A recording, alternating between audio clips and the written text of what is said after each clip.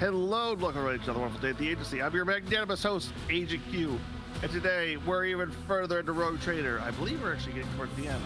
Oh, and with me today is Yuki. Hi, Yukikaze! As some of you know us, I've been upgrading the stream. A bunch of new features going on right now. Nice little hologram display for me, too. Hi, Dapper Weasel! Oh, looks like my text-to-speech isn't working. Let me get that fixed. And I forgot to put the share chat on, too, so...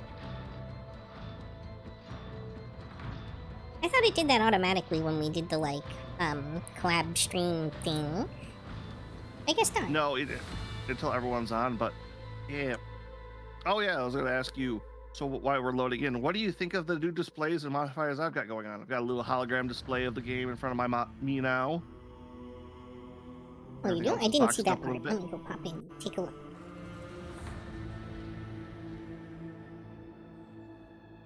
Oh, interesting. I had to finagle some stuff around because you cannot have two different captures at one time, especially if they want different effects. Indeed, indeed. All right, I believe we had just stopped the Chaos Cult of the Sorcerer, the Trader, and a bunch of other ne'er-do-wells. Only to find out the Inquisitor had double-crossed us for some stupid super weapon. Oh, yeah, and we just killed the giant bird monster of Doom, and then found out it wasn't the end boss. Lord of Change, which I was very much, like, what? No, there's more after a Lord of Change? Like, you upscaling this? Oh, let me put it this way. The game that I think I might have gone last time, but Space Marine 2, the big shooter where you're the genetically engineered super soldier in a squad of, like, your other elites like that, that was the final boss of that game. Yep. So I think we're just going to the Crown's Expanse. So that, at least it was close to the end, although Argento was goddamn carrying us in the end of that fight. Yeah, it didn't help that I got just kind of murder-lated. Yeah, that boss is the absolute bane of your existence. I think I was also in pretty bad shape going into the fight. I think I had, like, a major wound on me, too. Yep. Why is he naked? Reasons. Right, I do not, right? It's been like, oh, God, we've been at this a month. I do not remember what I did for the voice of him, but standard Viking. So we meet again, Urf Thunderlong. Already gives Urf stern nod, then turns his steadily gaze towards on you. Long live Rogue Trader. Business has brought us to your Drakkar. Yeah. There's an element to counter with Urf rock hard forehead are still fresh on his face. Though will rest his hand on his axe. Oh yeah, the guy we knocked out because probably shouldn't be up against the crazy thing. Which funny enough, one of those demon engines we fought in that is getting a complete rework of model, so its portrayal in this game will be one of the last times it's probably ever seen like that. Oh, interesting. Greetings, brother. What brings you here? Turns to Thorbrand's look with an equal fierce gaze. For some reason, he has foregone his magnificent armor today and stands on the bridge clad in little more than a physical perfection inherent from an angel of the Emperor.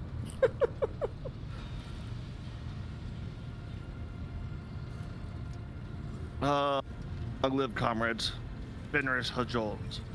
So we're supposed to be confused about the nudity. That's encouraging. Hey, I'm also curious because, like, I thought we were like hot on the trail of the Inquisitor. What the hell's going on here? Because this definitely is like part of the story, but a little weird. Well, we're wrapping up the side story from, like, their whole little rivalry deal. Hey, you're just telling kind words, brave Huskar. Her face breaks to a wild grin. He affects several vanishing from his face. He rumbles slowly. Brother Ulf, you swore that you would stand for honor of your pack. Baleful howl. Did you descend to Urf 2 with your brothers? Did you fight?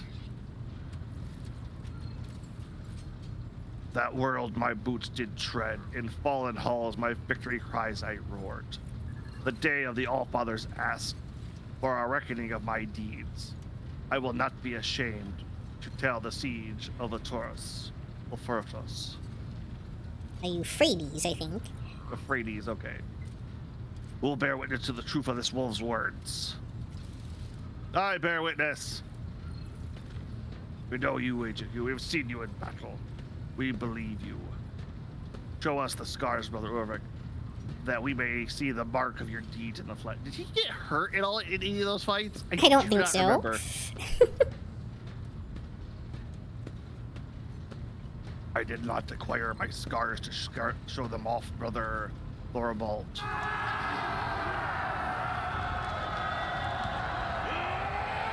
I thought, show the scars, brother. Show the scars. Echo each other walls by their fangs. All right. Success. All right. Ulrich decision to appear at this meeting without his armor suddenly makes sense. You see the watchful ritual Ulrich showing the modesty is merely a part of the performance.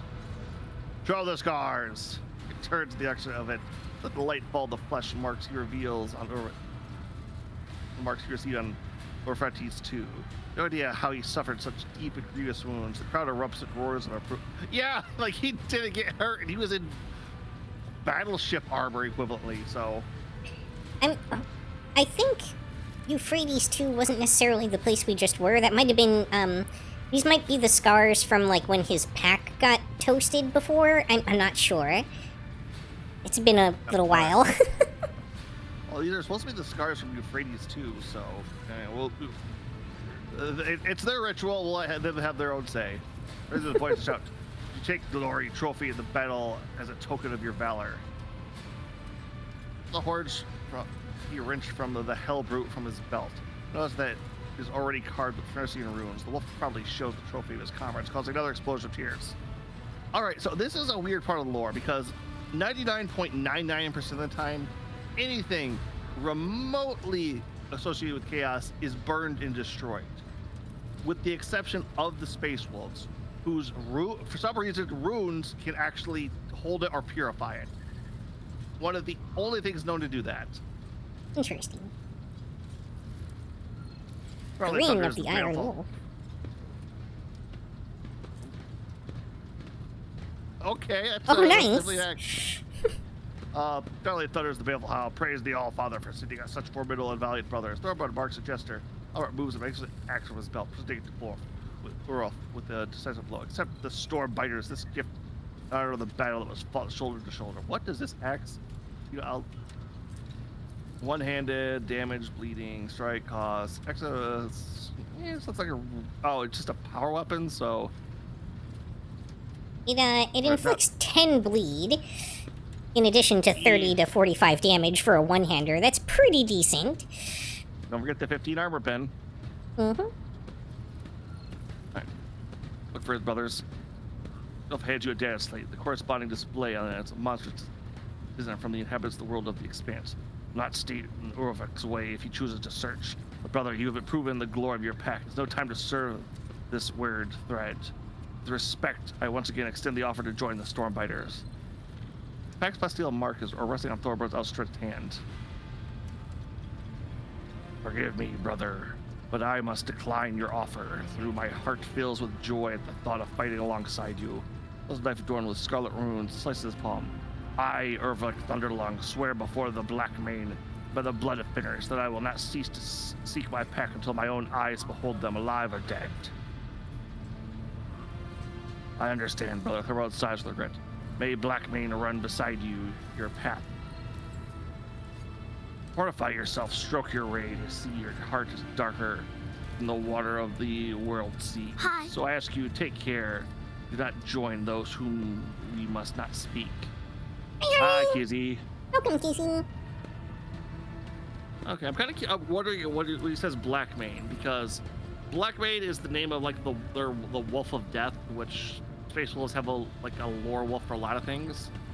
Mm-hmm. But it's also named one of the title of one of the 12 Wolf Lords who are the heads of the Space Wolves, which is how did I forget his name? Ragnar Blackmane. Ah. So I'm wondering if he's under Ragnar's direct purview, or is he swearing to like the Wolf of Death? I think in this case it's a reference to the Wolf of Death, because they don't seem to mean it super literally. It's, I think, more of like a ritualistic blessing sort of thing. Yep. Which, you know, the Imperium, who can know? Because, like, that Uruf Blackblade, he got the name because he slew a Black Wolf on Ferrinus, like, in his training trials. But because belief is such a big thing in Warhammer, even though he is getting, I think he's around 2,000 years old at this point, his hair has yet to turn gray. It is still, like, pitch black, and he's really irritated about it. Like, quit calling me that. It's a joke. It was a stupid joke. All right, let's look at your new axe. Grins of pride looks upon the magnificent weapon.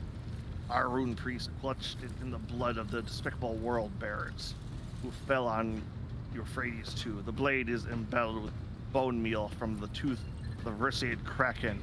Inscribed on it are the names of all the brothers of the Baleful Howl Pack. You know, they describe on a Frisian weapon can mean different things, whether glorified of past heroes or commemorating of the fallen, or runs his fingers over the symbols, clearing on one of the names and then another. You are no expert in Frisian runes, but you can make out the words of Ernulf and Gadaid, which... Anyone here know Nordic runes? Because they rip those wholesale.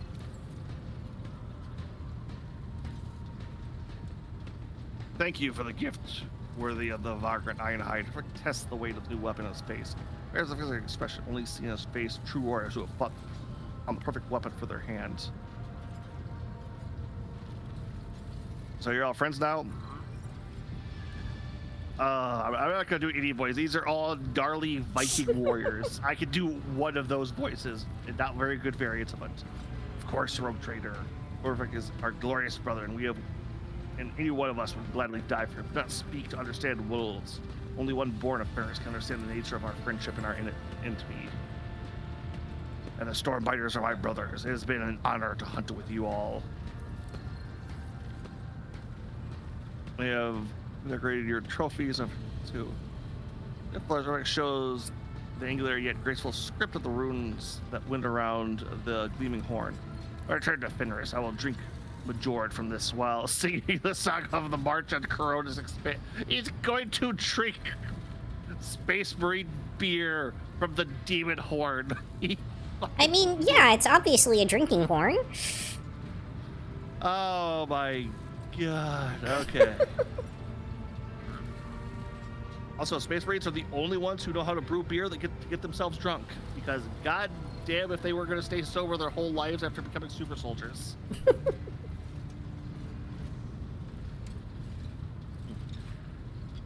Sorry, this is a faction that gets a lot of hate of the Space Marine community, so I always love to go off on their crazy stuff. They get a lot of hate? I've only ever seen them be popular with people. It's like once you get through the surface level, there's like a slight contempt for them in the underbelly because of they're in a weird spot in the lore because they don't get to do any of the major events, but they're always doing something big on side stuff whenever the major story is progressing.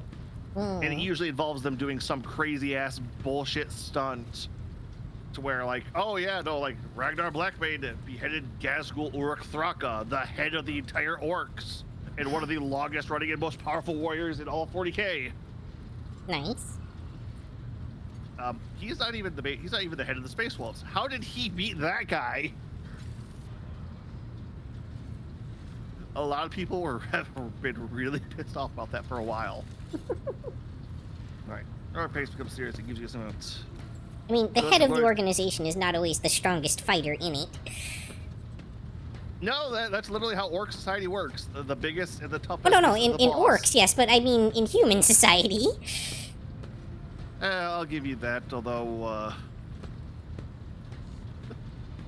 I mean, I know we expect the Pope to turn into a 3-stage boss battle when engaged, but.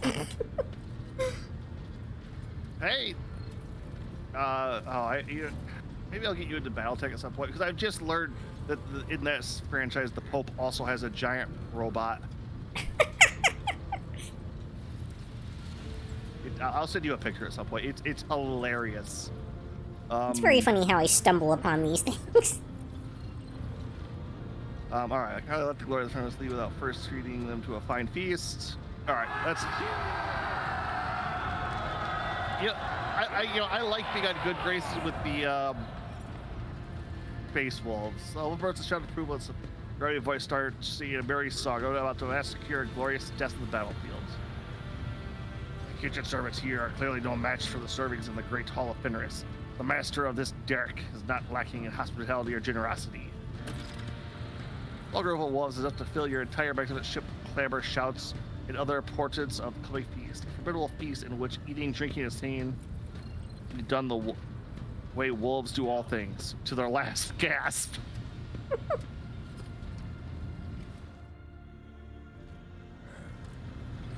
All right, I'm expecting something else to trigger off here. Might have to manually trigger it.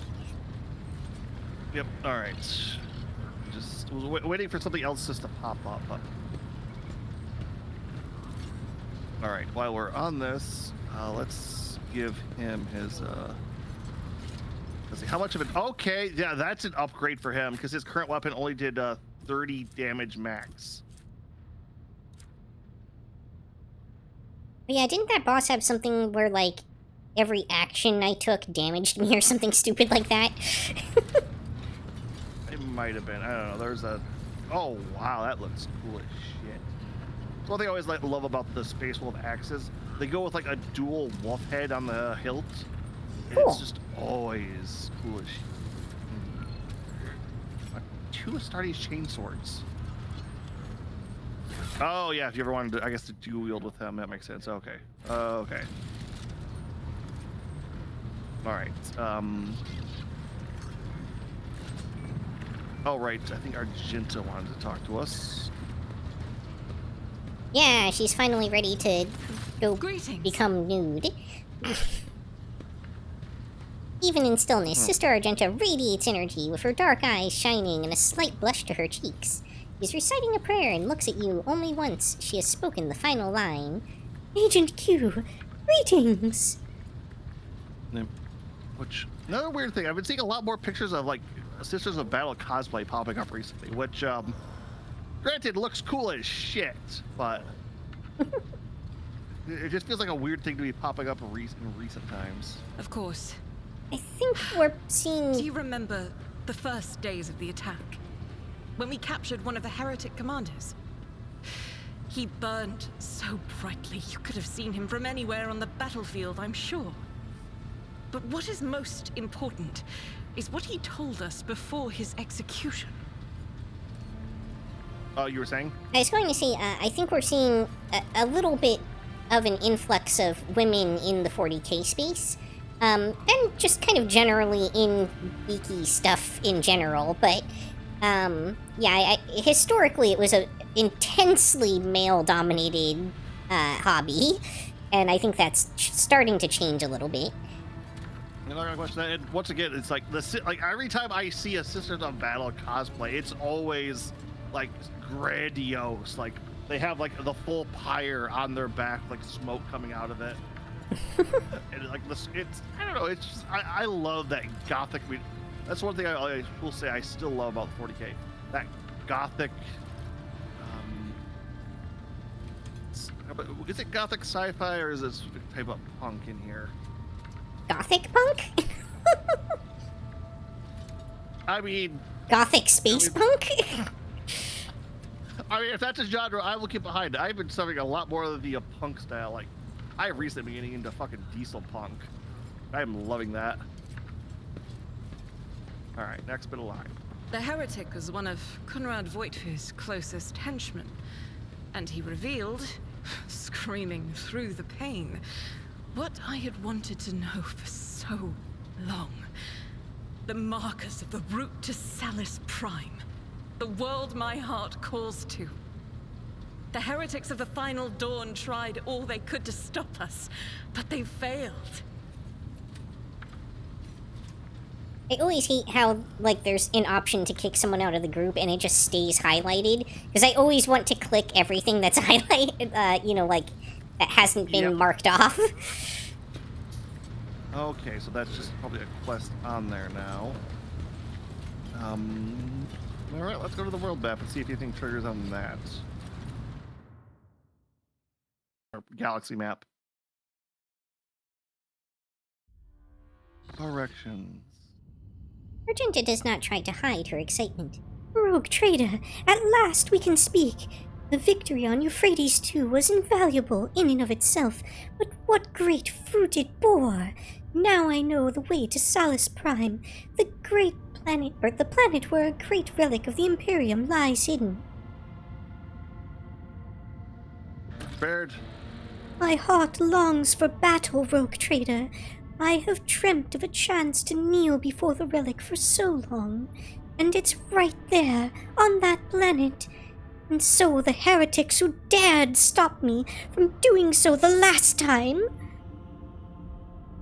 I will set course for Solus Prime. My gratitude is yours, rogue trader. Okay, there's still something on this planet. Oh, that's probably just because we can land, right? Yeah, like the planet itself is a point of interest. We grab everything on these worlds.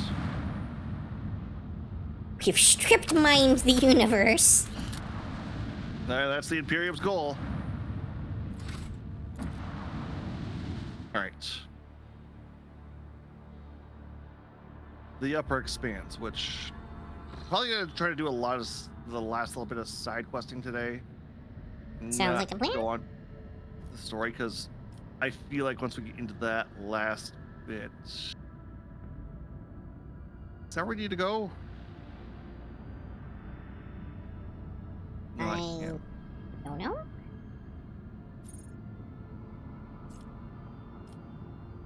All right, let's. There's an unexplored area up north.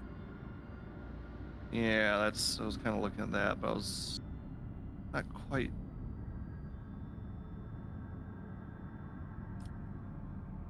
We've been to the Frozen Prince. Looks like journal. There we go. Journal.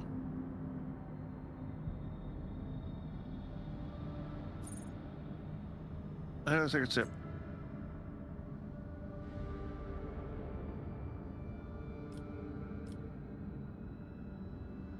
Where the footfall lead past there. All right, so mysterious planet on this sacred ship awaits. Breathy Twine, or Wraithtawi? Yeah, that's the one that just opened up there. Yep. So, all right, we got a bit of jumping to do. Can we even explore a route to it? We have no point. Oh wait, there's a very faint red connection to Lapidus Mortis to the right. Yep. Your Lordship, the choir master is reporting that the astropaths have received a signal. It states the following. Archmechanicus Hermetico is calling the unit Pascal Hanuman. Directive visit. Priority ahead of the queue. Purpose discontinuing the cycle. It is followed by a set of coordinates. According to my data, the lost sacred vessel, Hermeto, is the flagship headquarters and the last confirmed location of Archmagos Armat. I request permission to immediately embark on the expedition.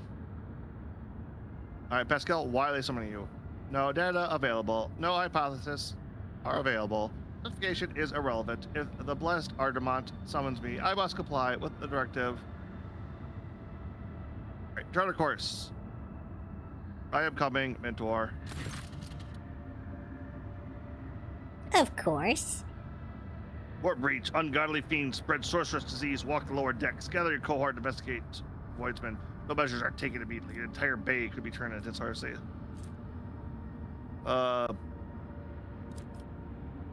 Right, let's head down there. Let's warm up because it's been a minute. Yeah? These are also probably going to be like low level. Yeah, we've noticed that with the random encounters.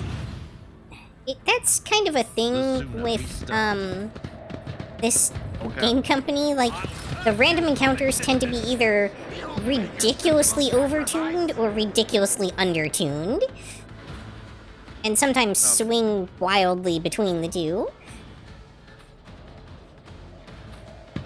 Okay, yeah, the cultists of Nurgle, sure. Wait, how many of them are there? Oh, there's some behind us too. Oh, there are? I can't pull Ulrich forward, so I'll send him backwards to go deal with them. Sounds like a thing.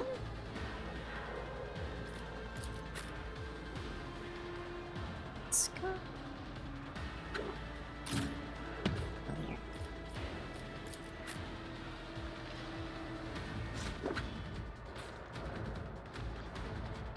Oh, there's some actual demons over here too.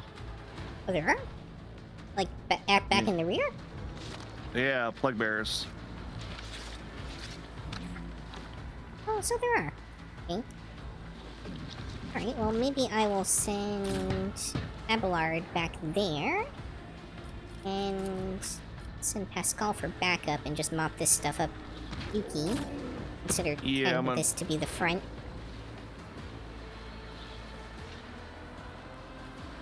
I'll leave our gents over here just in case anything pops up.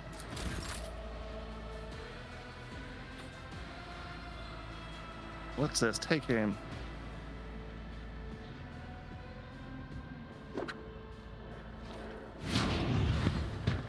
Alright, that works. Let's lay down some. Not entirely clear if these are the exploding variety of barrels or not. I just assume all barrels are. I mean, they're not red. Usually it's only the red ones that explode, but you never know for sure.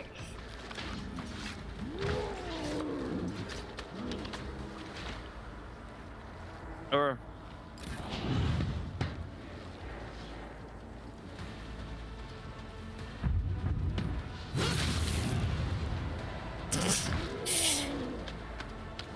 Yeah, the new axe works.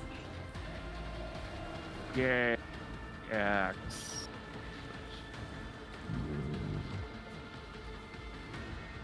I'll send him around back to see. Don't know if there's gonna be anything more over there.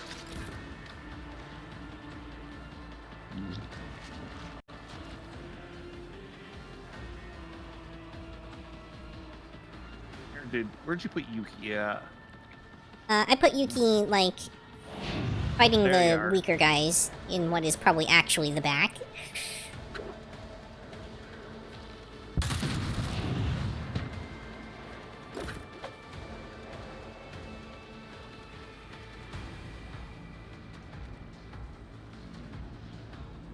All right, let's move in a little bit. Strike is a prayer. Kerthwack. Ouch.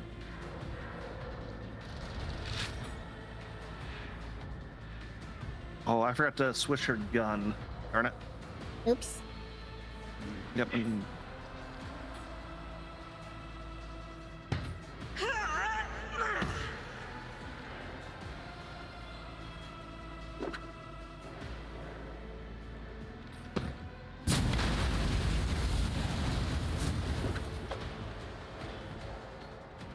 Oh, they're full of poisonous gas. Okay. Strike is a prayer.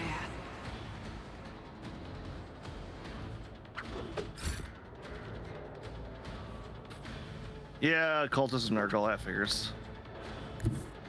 My Well, I think it's the barrels that are full of it. Could be wrong. Yeah.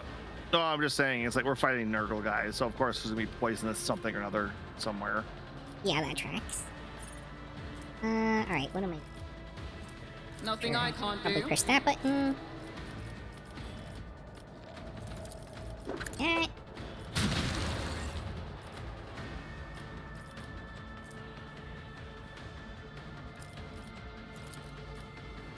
Already?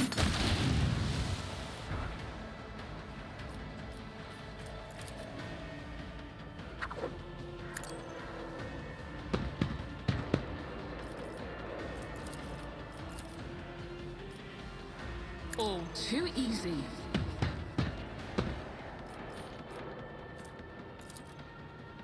Not a problem. High momentum.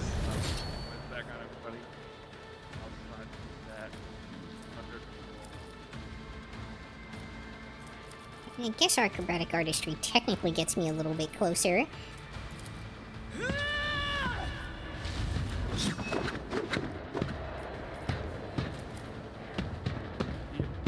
Enjoy your luck. That while was you still strange hold back. pathing, but okay. Well, unfortunately, since I have no movement to work with, I think that pretty much ends my turn. I am your doom.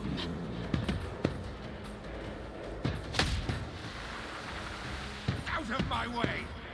Oh, I didn't even see that guy over there. Oh, yeah, that's what I thought you were going for. Skitya! My Karamite hide is strong! No, I was originally going for the two guys that were right next to me.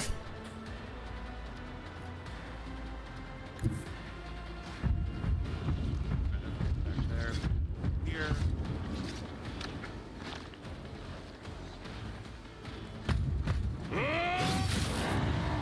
Feel the icy bite of death!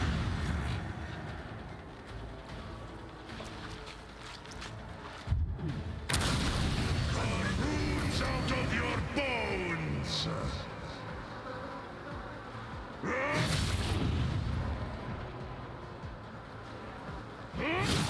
Disgrace!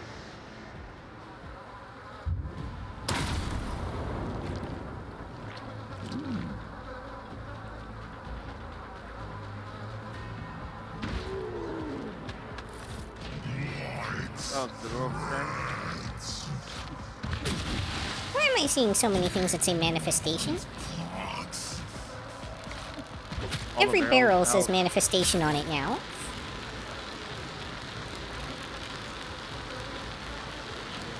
I'm not entirely sure.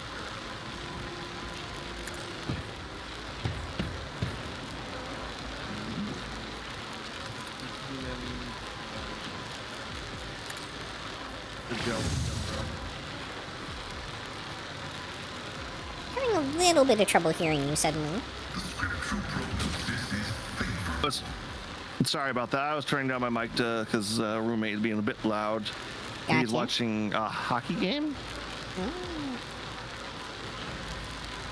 I don't know, some kind of sports. Some sort of sports ball. Plus I say.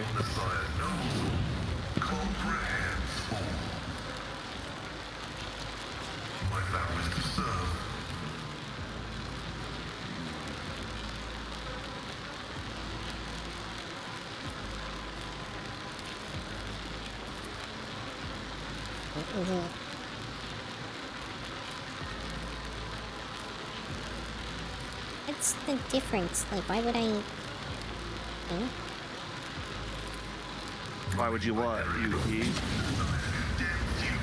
Well, I mean, there's the regular strike, and then there's sweep, and sweep is exactly the same as the regular strike, except it also inflicts bleeding.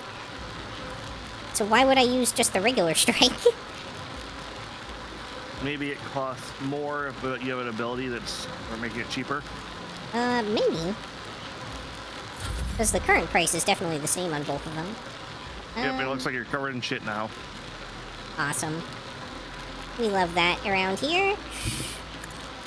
It's all in a day's work.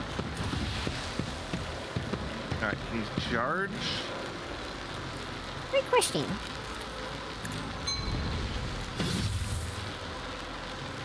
The answer is yes.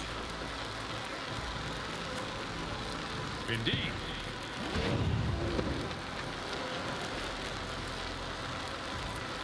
At your beck and call.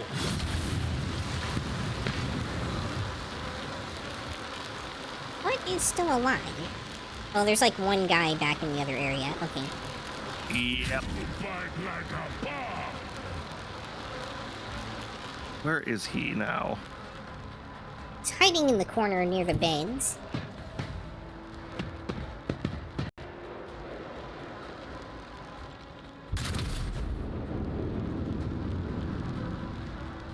Argenta.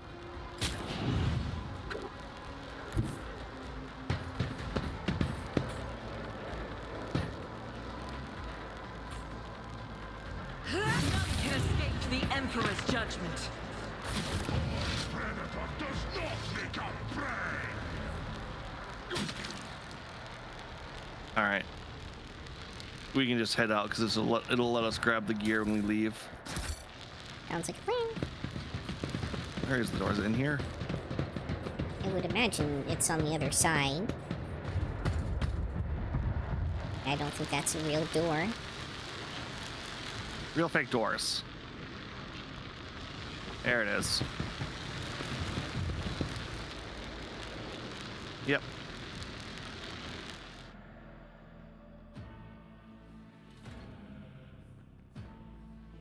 I do love that feature of just, here's all your stuff. All right. Now, where is Pascal's thing? Yeah, it's kind of very opposite of, like, Baldur's Gate 3, where I spent, like, an hour looting spoons from every room.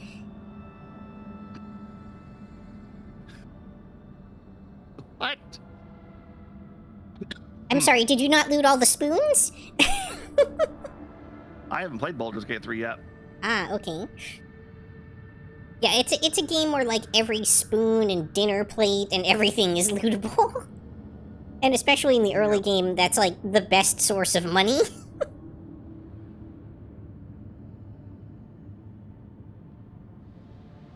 System Speculo. Oh, wow, we have to take a really wide path to get here. Where is that? So we have to go up to Addermat 2 and then head right. And circle around that way. Oh. Well, we were gonna have to do that either way, just because of the area we were in was, like, cut off from everything. No, I was, not, Argenta's is literally, like, the other side of the map, but the Speculo, do we know where that one is? Speculum. Yes, I see it. Is that one closer than it's Argenta's BS? Yes, it's like directly below you, the ship. Some oh yeah, there it is. All right, 2 yellow jumps or 1 orange jump? Probably the 2 yellow jumps, unless we have a reason that we need to rush it. Yep.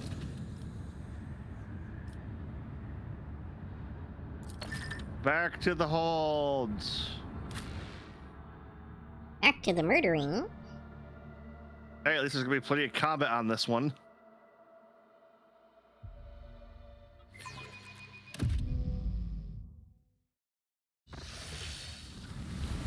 None shall stand in my way. See you destroyed! Pink horse and the blue horse.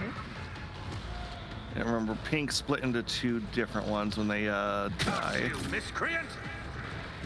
You stood Alright, in the bad purple stuff. Yep, I realized that right afterwards. Forgot to equip that gun to Argenta too. Darn it. Oh, actually, can I do that right now?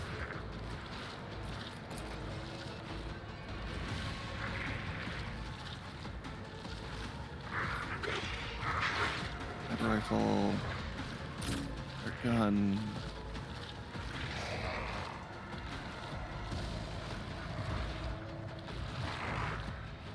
There's a heavy bolter I was gonna throw on her. Ah, there it is. Improved heavy bolter. Wait, we can actually change equipment at the start of combat? I didn't know that. Nope, we cannot. Never mind. Okay. You can. You can look at it and wish you could change it.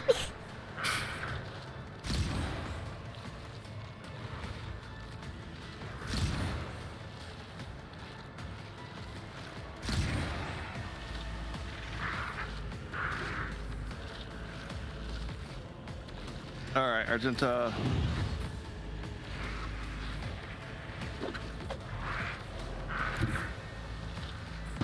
Move in.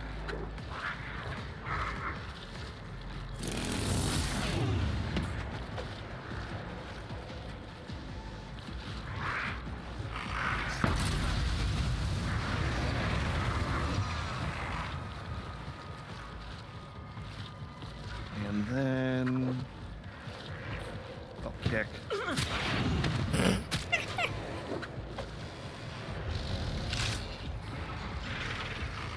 Feels kind of insulting, really. What, just kicking the demon? Yeah.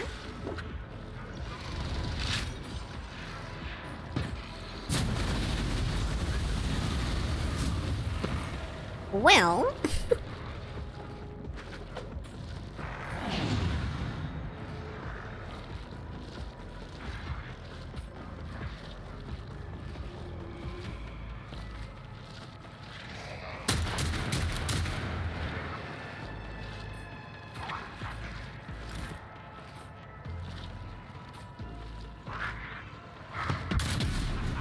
Another clean strike.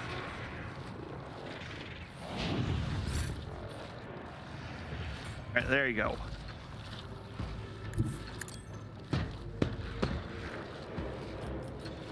Nothing I can't do. Yeah, after you fight a Lord of Change, pink horrors kind of feel meh, don't they? Indeed. All too easy. Definitely don't want to use that ability. In fact, that ability is kind of awful. Ooh, what ability? Already done. Veil of Blades? The problem is it costs 26 wounds to use it. Yeah, and you're not, isn't that the one where you're, like, hurting yourself to begin with? It was... Nothing I can't do. Where'd the other one go? Did it only It's on spawn the one? other no, it's inside the train there. Awesome. I don't even see it on my screen. Weird. Alright. Oh, there it is. It's like yeah, okay, inside the cover there. Fascinating. Suits my Oh, feel free to death walk if you're Disney. Nothing of value has been lost.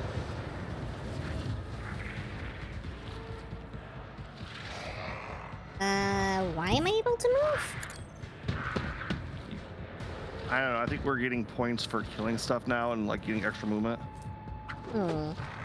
On what? I don't know. But hey, instead of that, we no longer have flaming attacks. So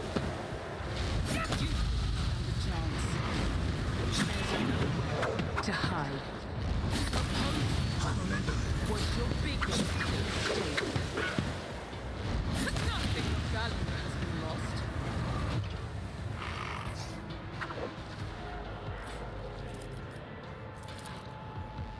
All too well, there's one blue horror left, and we have our gent up next. So I think I can make it. I can go stand on top for of it. it. Not a problem for you. Oh, you have 9 of those. Jesus. Yeah, it Emperor. gives me quite a few charges. What just happened? Not my specialty. I'm not sure. You look like you're in a normal spot to me. Absolutely not. It's, Not my I don't know, specialty. my screen is just acting weird here. Maybe I I can... don't have time for this. Oh, you can jump on top of that? That's what I thought, but it won't actually let me? Oh, I think you jump all around it is the thing. No, it wouldn't let me jump over it Suits my either. purposes. Another clean strike. Seriously, one left? Alright, Nothing I can't do. there we go.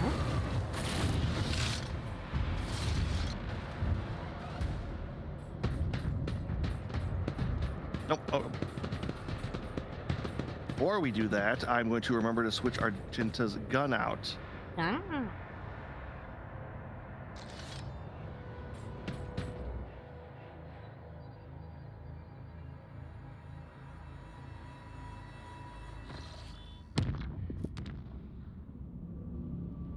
Man, it did look like one of the exploration fleets was here, so let's check them really quick.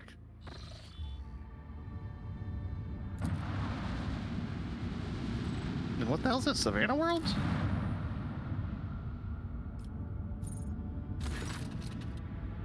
Compared to the machine gun, the auger operates turn their blessed optics toward the The deck of the range of the field, in spite of the thick haze surveying the augurs, pitch something unexpected appears.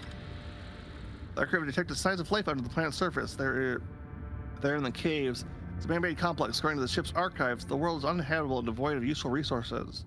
The presence of someone's base seems intriguing. Explore it. Horses embarked next to the suspicious cave. They entered by the cave, turned out to be blocked by a massive plasteel door. Once pierced by the melted charges, slide patched up within an ambush awaiting the team. Attackers with emaciated bodies pounced from the darkness without warning. Forces of the Von Vlissi's dynasty reacted with lightning speed. They walked away from the vicious battle not only victorious, but having captured the enemy commander. While a shuttle brought the prisoner aboard the Lord Captain's void ship, scouts searched the base and found a vast hall and walls dotted with cryovaults, but all but one were disabled and contained the remains of some prominent people, judging by their clothes.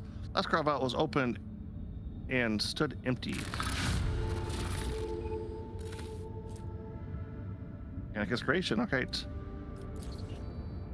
In addition, the curious machines was destroyed during the battle. As further inspection would show, this was the very contraption responsible for creating the magnetic storm blighting the planet, concealing the cemetery from prying eyes. The machine spirit extinguished forever. Techray still managed to extract some of the parts that valued. Order combat and to interrogate the... Yep. Third test. In the hours that followed, the captain became fully aware of how sophisticated and ruthless the Bloodspun web can be in its quest for the truth. Torture, the bastard confessed to belonging to the cult of Saint Duras. He and his brothers and sisters were tasked with guarding this strange cemetery and preventing anyone from entering. He equally could not hide that the unfortunate inhabitants of the cryovault were killed by his people. Alas, that was his last confession, and the harsh interrogation finally took its toll. Okay then, I don't know how we missed that before. Maybe we could have the augurs to pierce it back then. It seems likely. There's a noise. The bird ceases. The shadow of a gigantic void ship seemingly appeared out of nowhere. Tails past the stained glass windows. It seems forlorn. The hull is tarnished, the lumens are dead, and the windows are broken and shuttered. Yukikaze can't recognize the signals of its silent engines. They only managed to shed some light on its deceptive hull and make out the faded name of the cruiser Queen's Lament. The Vox respond breaks solace. Birds had received a Vox cast from the dead void ship.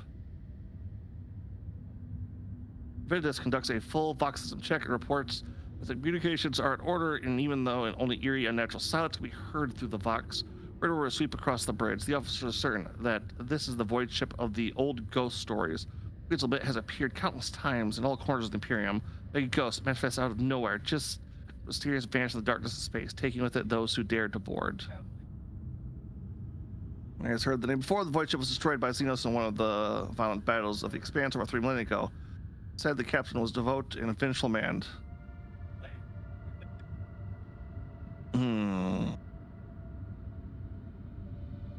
For the Emperor, scouts to the void ship. Cheryl scared the Crocs Levant without impediment. Upon using disparate blueprints of other Imperial cruisers, the sky part sets of the bridge follow the dark, unpowered quarters, somehow create oxygen and gravity. Nervous voice of the operator erupts through the Vox. The crew are still on board. What's this? The glorious isles of people with torn off limbs, cut open bellies, and twisted faces. Material vanishing all around in ghastly flashes. Ghosts promise the unwelcome guests that they will stay on board the Queen's Lament forever. Rosy gives voice to the shout. The operator reports that his comrade's already dead and soon he will be his turn. Or tell a different story. All the scouts are alive and still moving forward. Modifier plus 20, plus 25. Column's old Shah is probably scared by the strange vision and lost sight of his comrades. The anxious prayer of the Emperor is whispered over the Vox. For a moment, Richard falls silent and suddenly returns, mumbling excuses about his imagination playing tricks on him. Comrades are still walking ahead of him, alive and well. The void ship looks completely empty again. Oh, I gotta take a drink of water.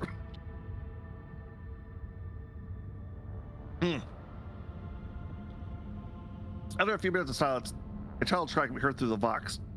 Story reports that his friends and family, members of the scouting party, are blocking the way. The friends and family who've been taken by death. The soldiers confirms that they're not seeing ghosts, living people made of flesh and bone. The soldiers are belonging to the are begging the order to let them talk to their loved ones for a moment. Lore warp, and this is Ulfar's only give us that. Yeah, no coercion. Back to it, man. Well, that is definitely on brand for your particular archetype. Yep. This guy already just joined bubbling is replaced by the firm shouts of "Yes, Lord Captain." The operators report that the deceased are returning to the darkness. Their empty eyes lit up with blue malicious flames. Half an hour later, the Vox comes to life again. The operator flatly reports that the scouting party has reached the bridge. Guiders are broken, so extracting any data from it seems impossible. So I found a strange object in the captain's chair. It can't be described. Because they say that this shouldn't be here. Due to a flat voice devoid of emotion, the operator completes his report. The way the bridge took 16 hours and 41 minutes. The soldiers are only exhausted and would like to rest for some time. Confused, just notice that only half an hour has passed on the outside of the Queen's Lament. Resting? Retrieve the object. Return immediately. Or do you think we should leave it? I mean, it's definitely warp tainted, but I don't know. Do we want to study it or something? More glory for the unholy relics. Okay. That grants the wielder plus 20 bonus to coercion and plus affinity to intelligence. So a politician's relic then. It's a heretic thing. 22 plus 20 to coercion, minus 5 penalty to intelligence.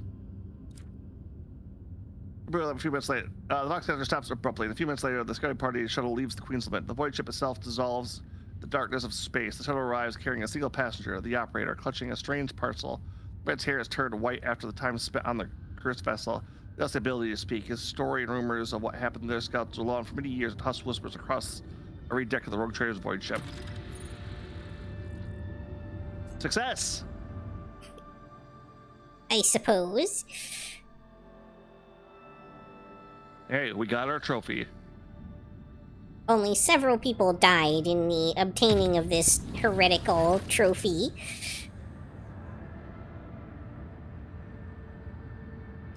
On the white ship, the reports that there's a warp reef right to the portion. The CSOs give material form. The navigator may either steer the ship past the dangerous region or risk approaching the rugged formation and gain valuable insight. On Lord Captain's orders, the navigator instructed the void ship approaches the warp reefs and passes the sharp formation without bursting against a single one. No one on board notices anything in particular, but it becomes a momentous event for the navigator who gained a special understanding of the warp. 6 Wait, insight 6? is pretty handy. Oh my, really? Really? We get just 6 insight, just like that. Yep. Considering we had 0, and we have a brand new course that we need to chart over there. Very helpful. Yep. Which... Alright. Time for Pascal's mission, though.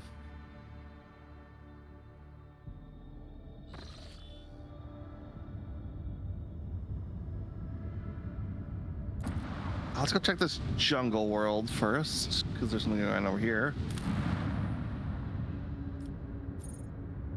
Wait, is this the world where we got,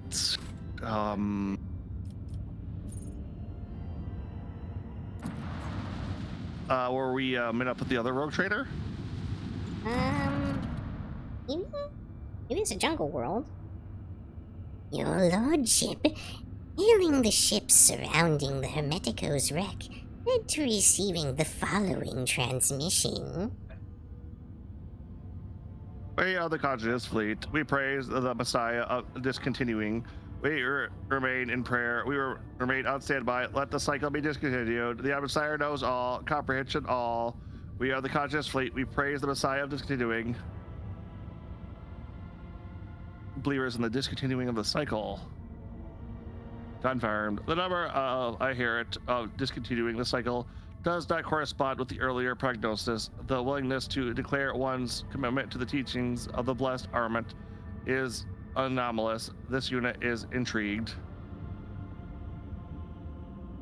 And use all these ships? Yes, Lord. Ship. We are picking up traces of recent combat on many of the vessels. Numerous traces.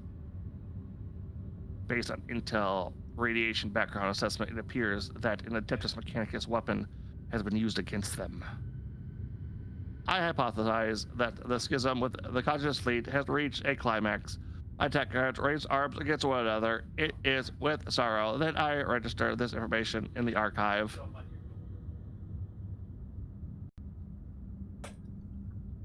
It will be done, your lordship. Request denied. We are receiving only the message voiced earlier. Crestaland. We have received a standard denial of request message, your lordship. What outrageous impudence! As you wish, your lordship. All right, let's try one of the other ones. Your lordship, hailing the ships surrounding the Hermetico's wreck led to receiving the following transmission. The same Kind of thing fleet. again. Yep, it's the same stuff. Yep. All right. Oh. Do a quick save real quick. And then let's go to this. Your lordship, according to the ship's registry, when looking at the Arc Mechanicus Hermetico, we picked up a Vox signal coming from her. Permission granted. May the Messiah of Discovery reveal the way to a safe docking gate. Once the person received the message faintly familiar, you cannot put your finger on it. Requisite saying the right to participate in the first boarding party, elevating shuttle docking options.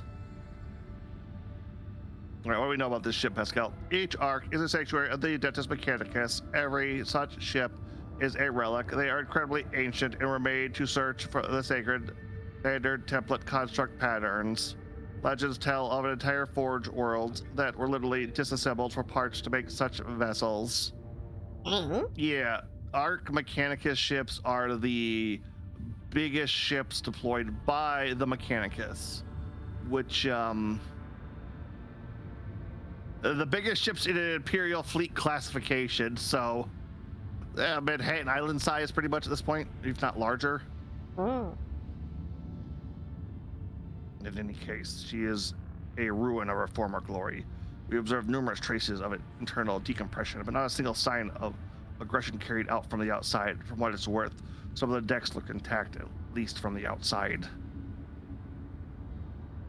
Also picking up a strange radiation emission from the hull. We believe the ship has been in the Processional of the Damned. Procession of the Damned for a long time. A safe docking spot? Not at the moment, your lordship. The damage to the hull makes observation difficult, and the surviving vacuum locks are Best sealed view shut. is streamview.com. Remove the space at 03Y6BPXR. Ah, Streamboo. I hypothesize that the proper vacuum locks may be opened using my personal access codes. Justification, a message from the Arc Mechanicus. It will be done, your lordship. Yeah, Pascal is required for this one, so.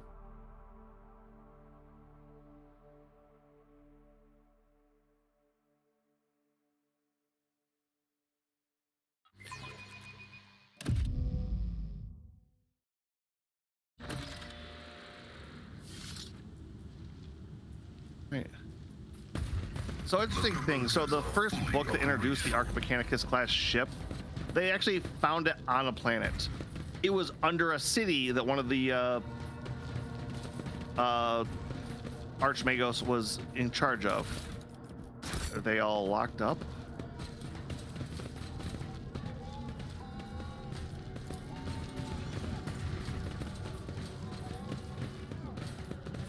Goods.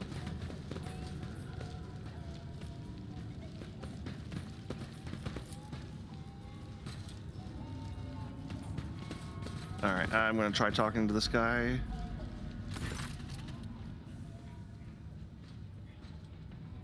This is another machine guy.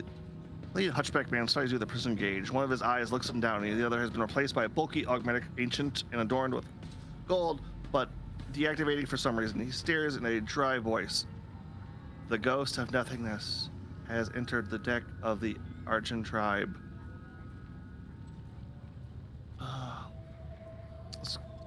Let's play to the commoner.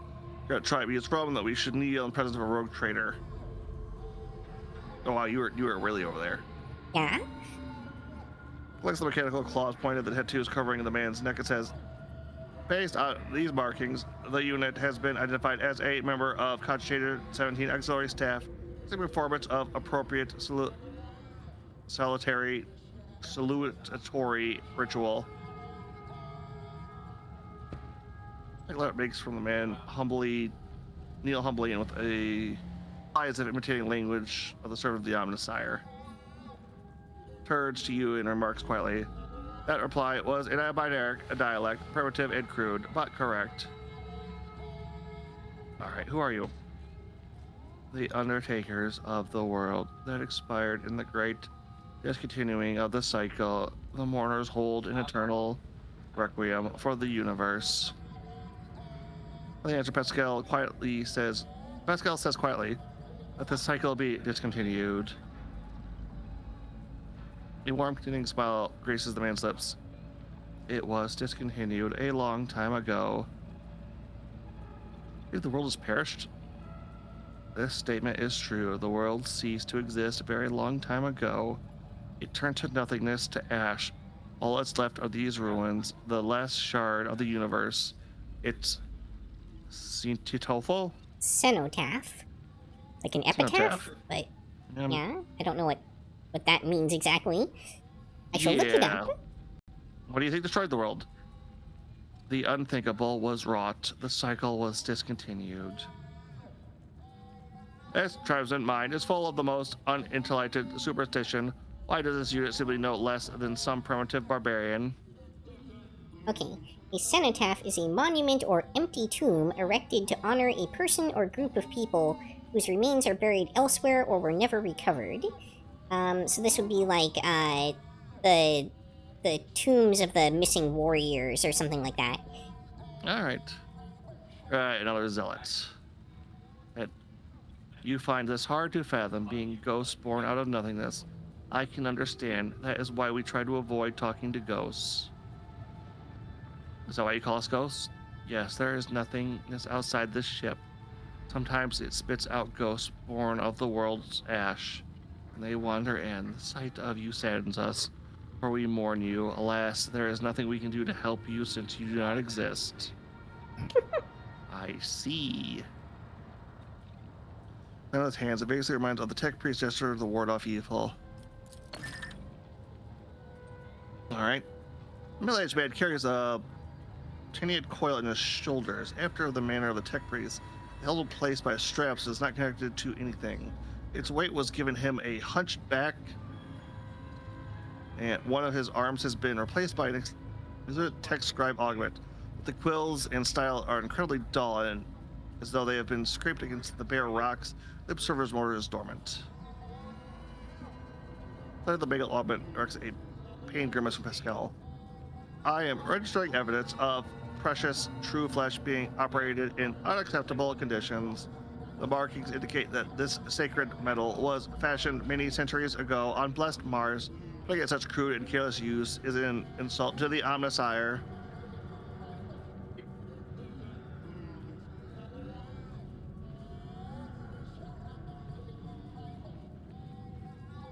I had to turn off my mic for a second. Scott, what do you make these people? Hypothesis: this primitive community is made up of descendants of low-ranking technomats who once served this deck. The name Archegen derives from the cogitator Archgen. Arch stood for acolyte category, which served as the main decks. Gen referred to service staff who were assigned general as opposed to specialized maintaining duties.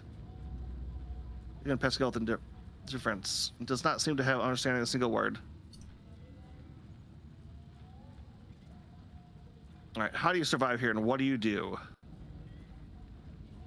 We hold a vigil for all existence, and in the spite of the mechanism, give us water, food, and nutrients mix. We thank them for that with rights of machine servicing and maintenance. We command the great entity. I am registering multiple deviations from catechism of catechism of maintenance and operation in the actions of these units. Hypothesis: the breaches of sacred instructions do not stem from a malicious lapse in heresy. A question of the rights having been lost to memory, a grave heresy, but not as profane or reproach. Who or what is this great entity? The supreme deity, the spirit of wisdom and revelations. Its name, it bears the name Marnat. Name grabs my skill stitch. He says sturdily, I'm registering in a meaningful linguistic pattern, requesting all available information on Marnat. Marnat is a divine being of great wisdom. It was this great wisdom that discontinued the cycle, and all who had partaken of it lapsed into nothingness. We never partook of the wisdom, which is why we exist, and I have nothing to tell you about it, Ghost.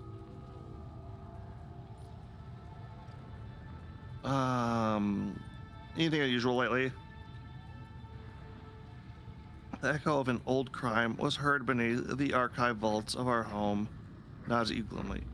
A ghost of nothingness walked among us, of like appearance to you, but with a face. He spoke, but without a face. But he spoke words that must not be spoken, and then penetrated the chamber of service, and our abode was shaken by the wrath of the gods for days, and we felt as though we were drifting through nothingness. It says that is him, my mentor, Armornaut. All right, what is this chamber? In abode of deities and mighty spirits, secluded from mortals. It points towards the entrance to the lift shaft. Down this great tube they use to descend to the mortals. Now they have all retired to the house of observance and claim a keen sight. There is a reminder and mourn the world that once was. The unit has given us a directive destination of the observatorium, the bay that houses the Hermeticos Bridge. There, under a grand dome of glasscrete, the wise hierarchs of God, the words today, of the Adeptus Mechanicus would spend time in reflection to strive to discern the outsider's guiding signal and the glittering of the stars. Skill hesitates, then adds wordly. Correction, this data is my hypothesis. An archive search yield no confirmation of this data. My position of it is an anomalous cognitive fluctuation. Was he alone? No. Other ghosts walked with him, but he alone had a mind and will. The others did his bidding. What did he look like? His brow bore the mark of sorrow and past misdeeds, and his voice was like seeping sand. Oh yeah, that'll make him super easy to find. Yep. All right, I want to get in there. Abandon this thought. Your kind cannot go in there. The great tube was made for the travels of the gods, not mortals. Only one who has the blessing of perf, the great spirit who rules this deck, may approach the great tube, but even such a one will have tried in vain. The great tube spirits have sealed its gates and will only open to those who know the divine word, and the rest wraiths ensure that humans do not steal the word and make short work of any thief. Yeah, we're dealing with a tribe aboard a spaceship because it's so large and vast. Only in I wouldn't say only in 40K. It's kind of not the first thing like that we've come across. There was like the salvagers a while back, and yeah, but they were scrappers. They knew what they were doing. These are literally like abandoned people, generations degrading down to we serve the machine. Yeah, well, I guess that's kind of the Adeptus Mechanicus to begin with, but All right, who is this spirit Pref? The master of this deck. The most important god after Marnot. Mortals crudely betrayed his trust once. He hasn't talked to them or protected them since. Perf only ever answers the shaman's invocations and only occasionally at that. The tribesmen profane speculation most likely describe an important machine spirit that remains awake, requesting a conversation with the unit identified as the shaman. I heard what divine word? Words command all of existence. The gods ruled the universe using words of power. There was a time when mortals too were granted knowledge of them, but that time died along with the world. Hypothesis of the term divine word refers to a command litany. A thoroughly understanding of the situation aboard the homunculus will allow me to select the correct litany and recite it to the mechanism that are still operational. What's a rust wraith? Points out one of the motionless statues. The ancient ones, the servants of the gods. They used to be gods, great warriors. Now they guard peace. Now they guard the peace of this universal cemetery. Just see to it that mortals do not change the divine order. So, Skatari. The Skatari, the deck guard. These immortal servants are an elite enhancement of the crew, blessed with the most ancient and wondrous augment enhancements. They can survive in a sleeping state for centuries even. A brief pause, a whisper comes from his box. Their presence here is unusual. Typically, immortals only leave their storage chapel on specific orders from the bridge. How'd the faceless ghost get in? We knew the secret. The spell was not of divine origin. Its power surpassed that of the gods. It was born in the mysterious depths of the irregularity, and soon after a mortal first uttered it, the world was no more. At him, annoying dismissal, and says, "The blessed Arnott can command any mechanism on his ship.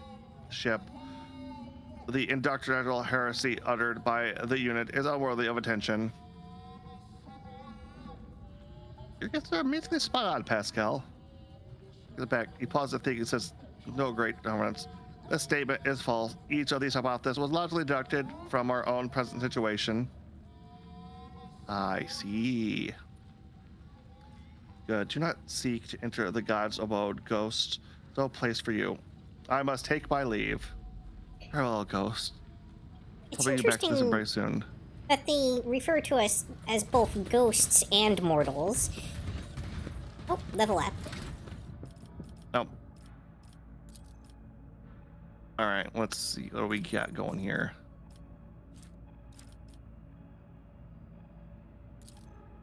Oh.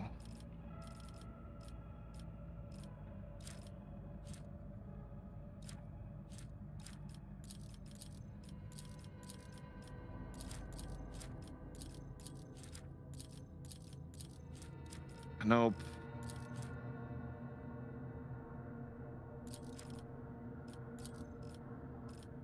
A turn given by the character's abilities or talent impeded.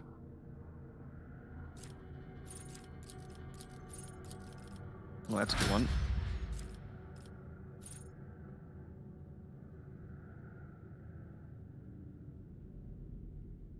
You know, he's our warp guy, so we're gonna give more points to Uruk for warp. Sure. Grievous wound. Because they have 0 deflection or 0 armor against the character's attack, suffer plus 10 of damage from the character. 0 deflection. Deck. Let's see.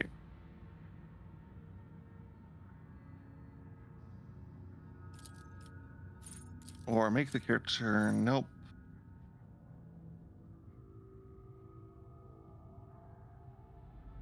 Ooh, gain momentum equal to enemies attacking you.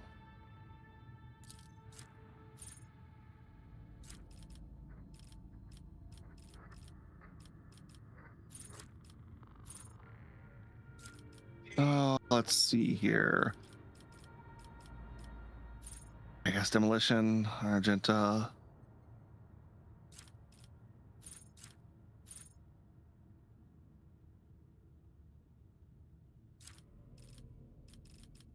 Targets that consider the character a priority target.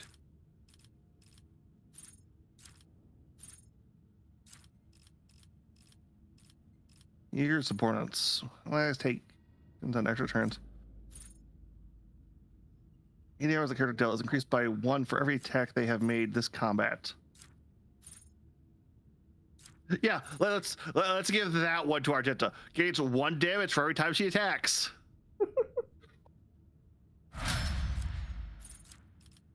All right.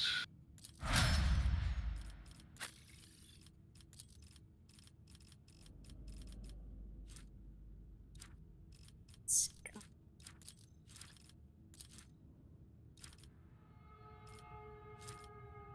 Trying to get as logic as high as possible. Yeah, because he had that.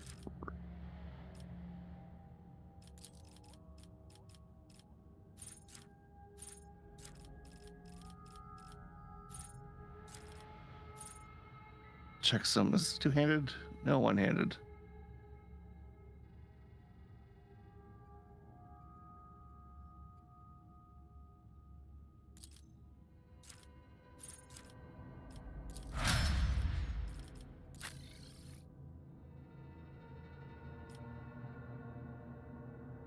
Oh, all right. That's why I had this axe equipped on Argenta.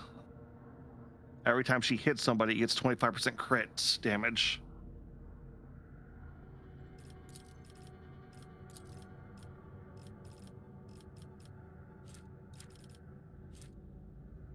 I'm trying to think of why I had that on her.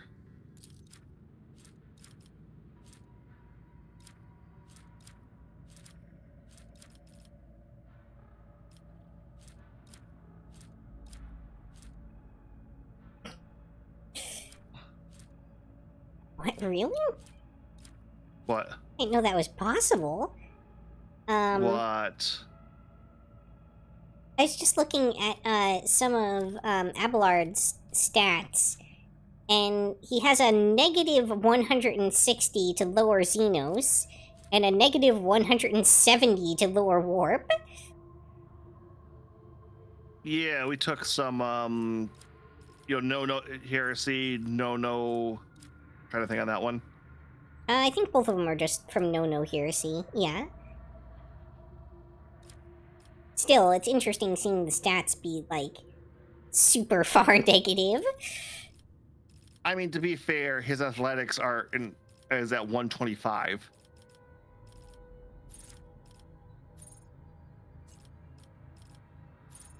Which, okay, what this guy's logic at? Oh, he might be able to actually pass that soon too, because you buffed his. Oh, what was that relic? The Logic Relic? Yeah. I think it looked like a Rubik's Cube thing or something. I don't remember. Yeah, because he might be able to do that now. But we'll see if I can spot it while you're going through it.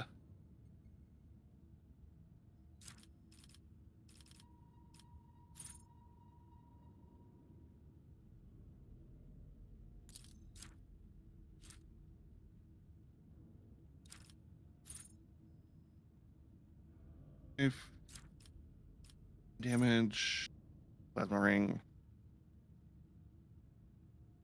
the void. Nope. And you use shield swing with their shield against multiple enemies in the area. The wearer shield attacks deal an additional 4 damage.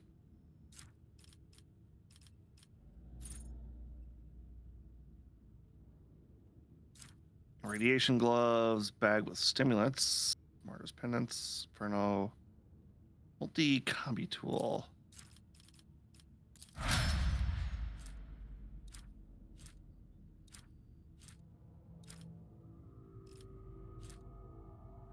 Is there just anything that looks like the weird cube?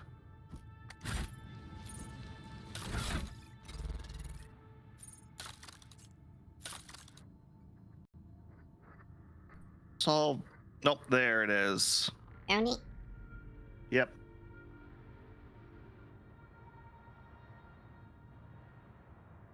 All right, let's see here. What's the info? It's a negative 167. When a lot of blows lost and the character gains a permanently paradox solve feature. Okay. Paradox, the character can use their heroic act regardless of the momentum without spending momentum.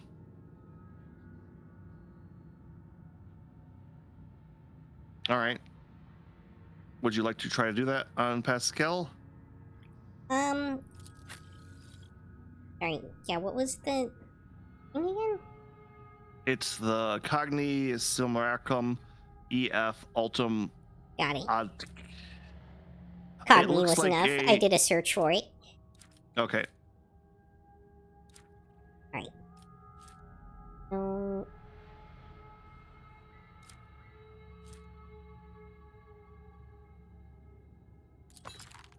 The shifting. And I'm gonna see if hold on, there's any. Let's throw a quick save out just to be. Guess we want to try saves coming in, or it does something really weird. Yeah. All right. Oh, that'll be helpful. Omnissiah Holy Symbol. Plus 20 tech use and 20 logic. Can also reroll failed tech use or logic tests once per test. Ooh, okay. So yeah, that'll. The order is contrary to dogmatic protocols. Apparently, I cannot equip it. Oh, it's a necklace. That's why.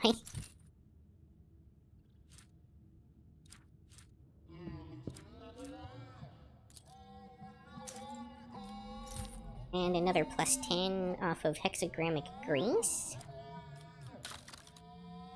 Alright, I think that's all the logic I can stack. Yeah, I think you're at 200 either way. So. Not sure how you activate this thing. Maybe it's on the. Should be on your bar. Well, the thing is, I don't see my bar at the moment because we're not in combat. But If you just click Pascal, the port at the top, it'll pull up. Solve simulacrum. My competencies Can only be used in combat. All right, so we'll try that next combat then. Yeah.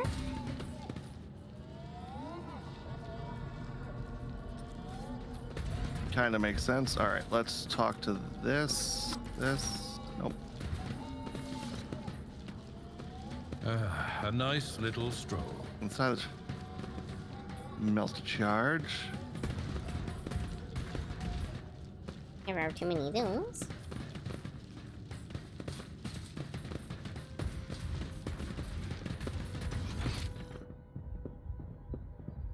Turn to the void ship.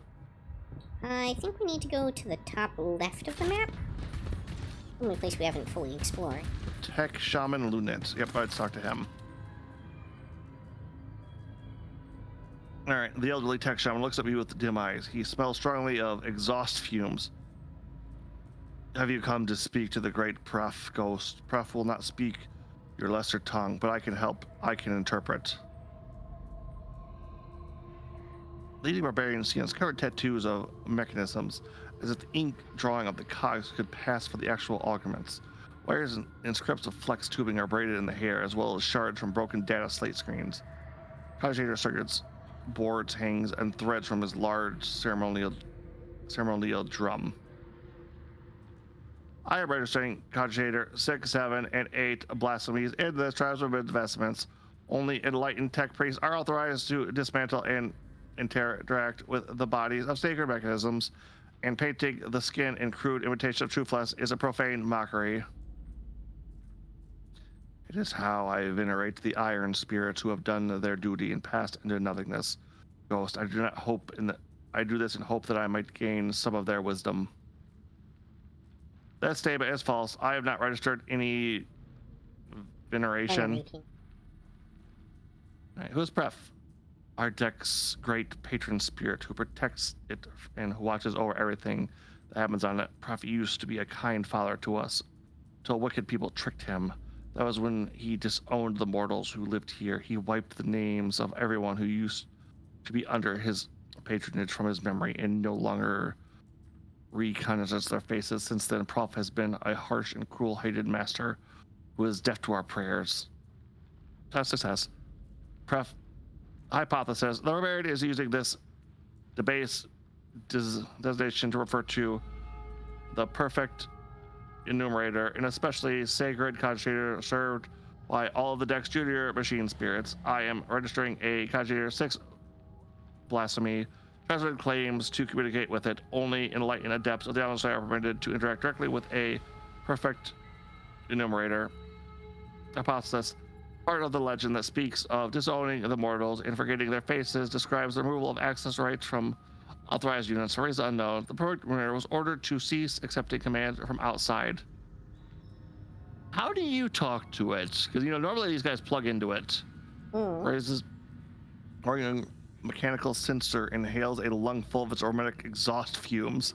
My eyes glow dim, and he puts his hands to his drum. His fingers strike taut synthesized leather with remarkable deftness in rhythm like this.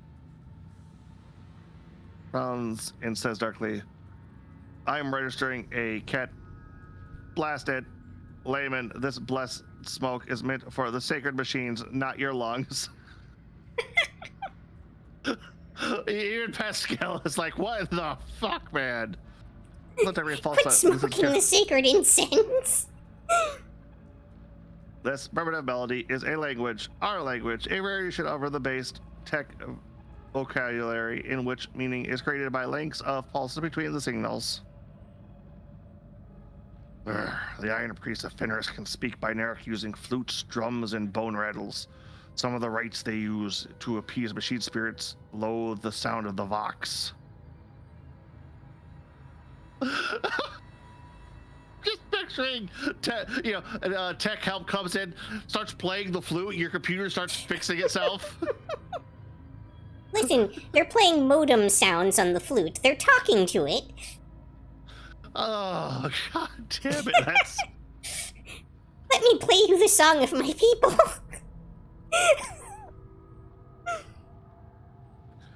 Okay.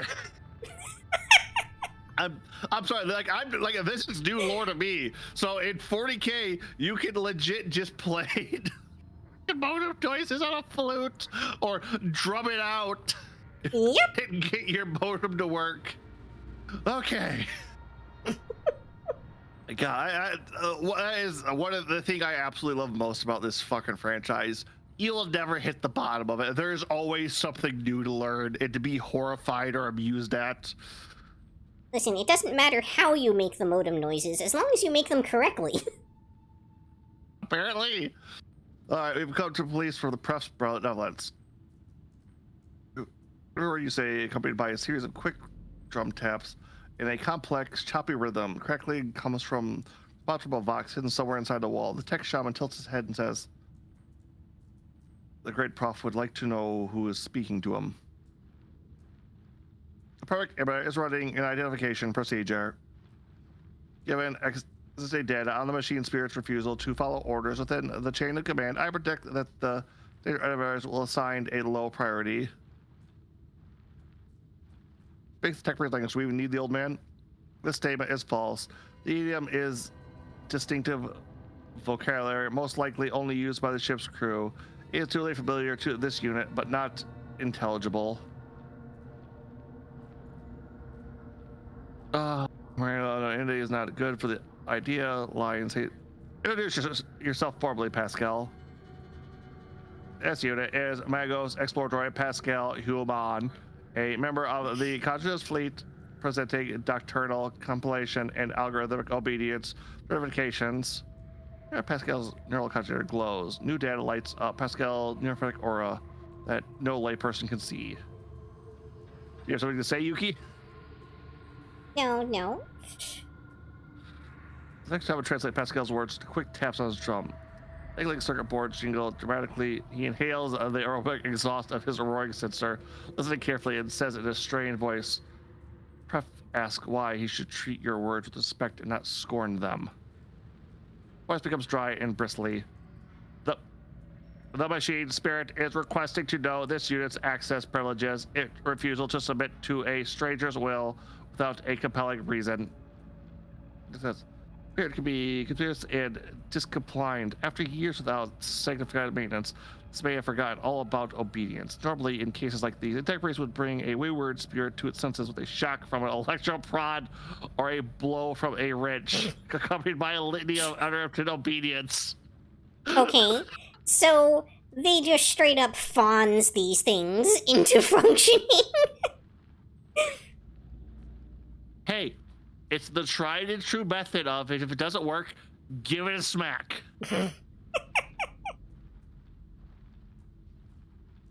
Pointing at the surroundings. Pointing at the surroundings. Are you sure this is not compelling a reason? All of this is a merit. This unit is conducting a rescue mission in which to the safety of the Archmago's rank unit is at stake, requesting emergency authorization. This is words to a sharp staccato of drum taps. The novice with an importance Aaron says, Pref inquires why you are seeking his friendship. Hypothesis, the perfect ability request is to be interpreted as what is the purpose of your visit. They're on a mission for Arvat, perhaps the spirit knows who he is. You know the answer yourself, Pascal. Oh, that's interesting. Well, yeah, let's go with Pascal. I have come to discontinue the cycle. Listen to the crackling coming from the Fogger's possible check that the great prof does not recognize your name or your face. Not grant you his friendship and bids you to leave. Oh. Oh, there's your roommate in the background. Yeah, he just came back with food. The perfect reaction is anomalous. Such discard for Roya can only be explained by a protocol so by an extreme degree of danger to the vessel.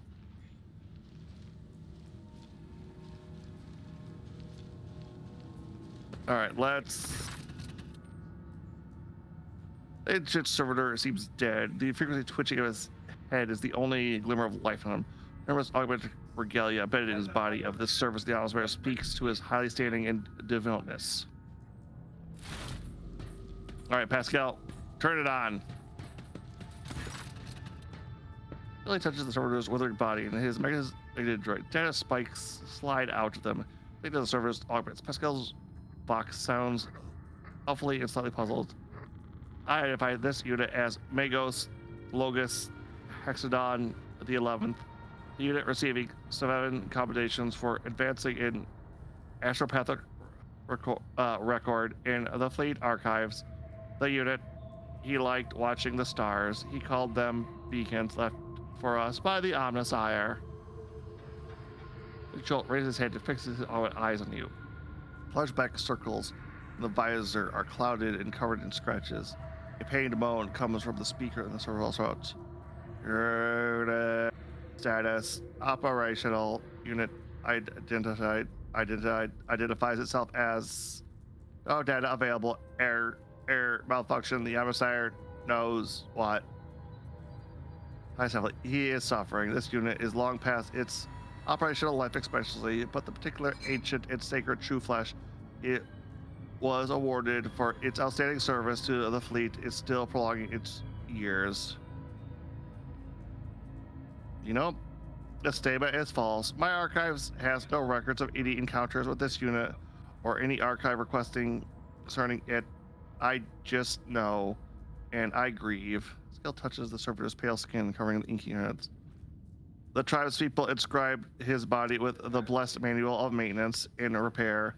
Hypothesis, ignorant as to the true purpose of this litany, they perceived it as a healthy, replenishing magical spell.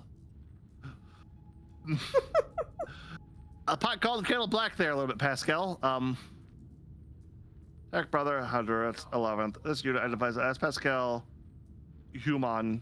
Can you hear me? Do you know me? Can you tell me what happened here? For the server to speak, this is the very old man who has outlived his facility of speech. He's trying to utter once familiar words, now strange to him. And then suddenly, a spark lights up in his visor, and he utters with great strain, executing function. All reserve capacities engage in executing primary function. We would like to go up to the observatory. Request denied. The head of the server's voice could easily be taken for indignation. Access system denied. Service is in Obscuratoria? mode. Okay. In Obscuratoria is a complete ban on holy ministry within the compound. and all sacred maintenance procedures are deferred until after the ban is lifted.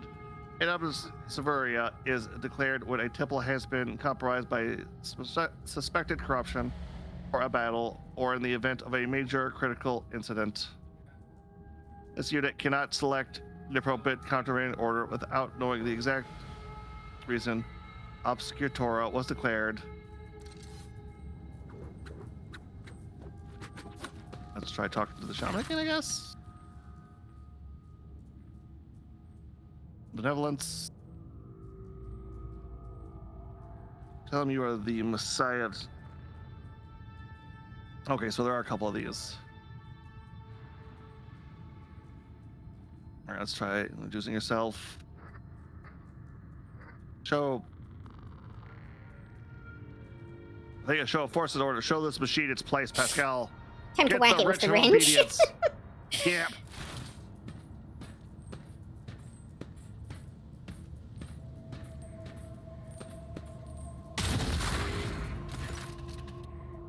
This statement is true. Pascal has a head towards the machine, which helped in a show of sparks. The cracks in Techbri's armored respirator shines a bright green. The steel his voice. My power is my authorization. Acknowledge it or you will regret it, wayward spirit. The beatings will continue until morale improves. But clutches his char with one hand and his battle-ready weapon with the other. Here whisper Tisley. Spirit will shield my soul from the terrors of the warp and the ire of angered spirits.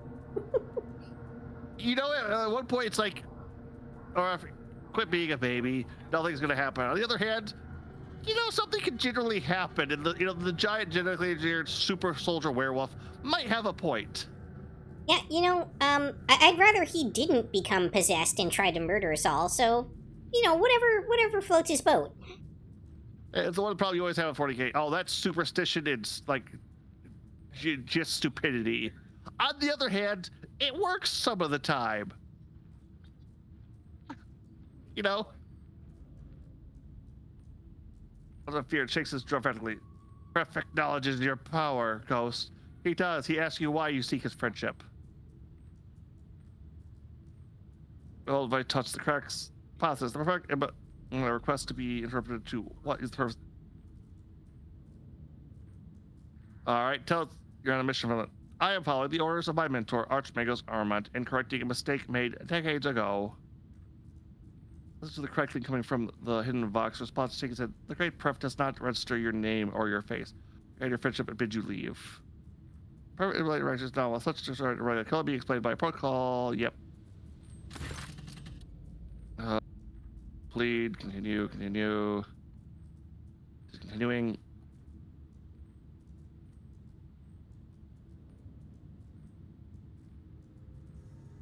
But powerless, right? Frowned.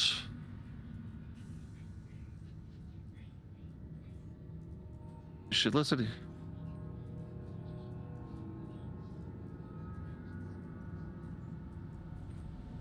Okay, so there's something else going on here, so it's not that, I'm assuming.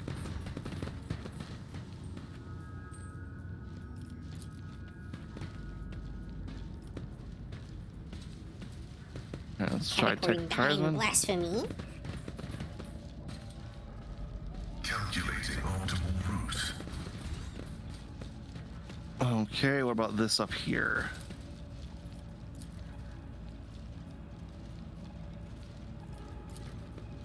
Everything in this place is a blasphemy. I mean, kind of. Something simply ordered the spirit of this machine to die. Alright, tech tribeswoman.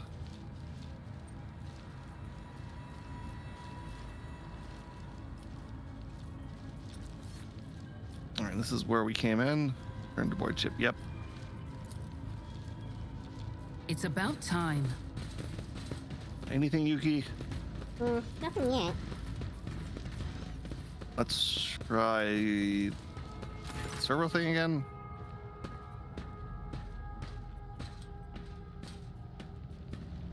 No, okay. I Did that do a thing?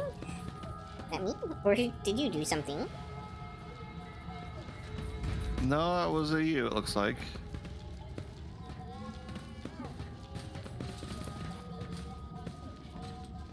Maybe we just had to gather enough evidence as to what happened by examining stuff? It's either that or we have to go through the right thing with the shaman.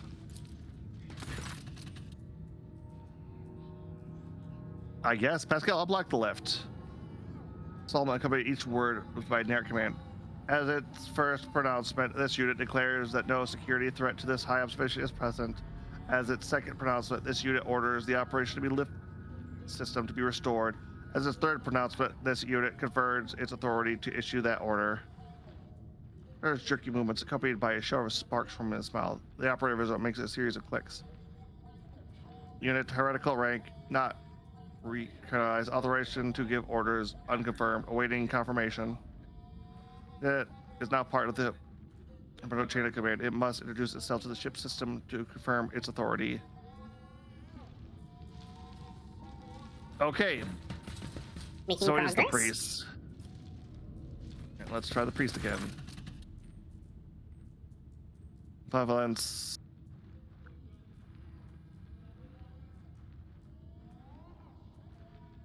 Inspector from the Fleet Conclave. And it says with evidence, this unit is a tech numerate sent by the Supreme Conclave of the Conscious Fleet to investigate presenting code regalia. Pascal's neurocogitator glows. His zero-sphere aura lights up with new data. Fake credentials are gathered in deep resonance with the continuous circuitry. I'll translate Pascal's words to quick taps of his drums. Test your words with respect and not scorn to that. Perhaps ask why he should treat your words with respect and not scorn. Whereas requesting no, this unit acts as privilege, refuses to submit to a stranger's will without telling a reason. Alright, show the machine spirit is its place, Pascal. Well, Hit the wrench it said again? before, yeah, it said before that that was kind of the method you needed to. Okay.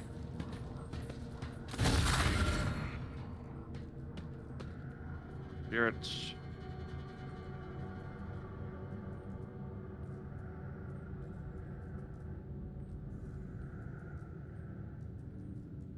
All right, first of the Armont. Armator.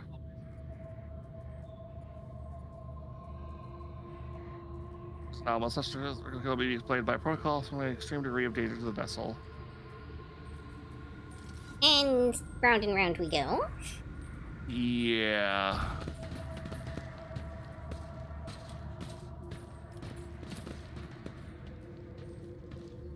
Hold on a second. I'm going to.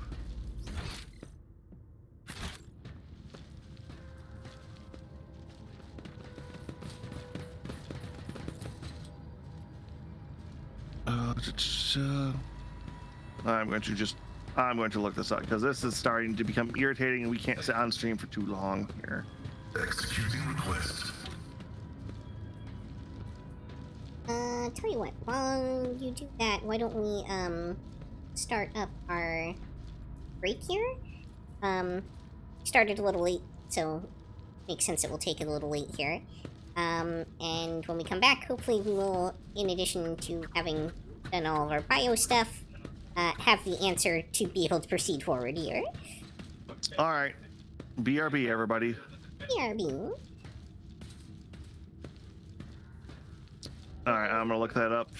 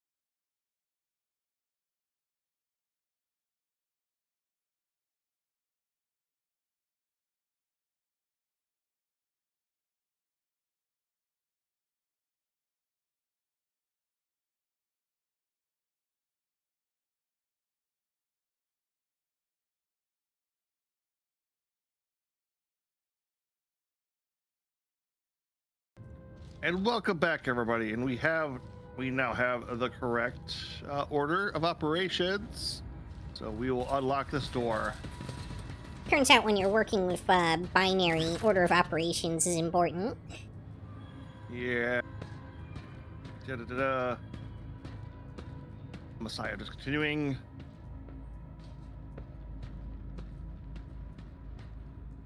Show of force. Yep. And you know the answer, Pascal. Come, just continue the cycle. There we go. Quickly response opens his mouth to say something only for Pascal to interrupt him a tone of authority. The Protector has stated that he knows my name and is familiar with my power. He respects my mission and grants me a place within the crew's chain of command. Your work here is done by Derek, interpreter. And after the slight surprise, I remember this language now, or more precisely, this unit used to know it, and now it remembers having known it. Okay, that's a weird way to put that. But, research towards the wall with the sacred mechanism concealed inside it and says doubtfully, I am registering an anomaly. The data exchange deviated from the standard registration procedure. Herbert was commanded to limit the number of people who have clearance to issue orders, including even high-ranked tech priests from other ships. It was tasked with defending the observatorium as if it were under siege. Our mutual introduction rather resembled an exchange of secret passwords. All right, Yuki, you might want to come over here. This is going to start combat. Fair enough.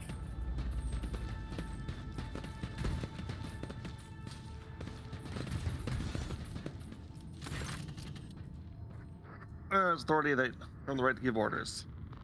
About as soon as the lift to the observation is operational, we will be attacked. The deck guards will activate and attack us. Requesting information for readiness combat. Do it. Repeats the commands to the servitor. Trigger the monumental piercing by Derek or a force from Pascal's box, coded in signals its humanitarian's authority to give orders to this ship. Servitor starts at Pascal with visors empty and bows his head awkwardly.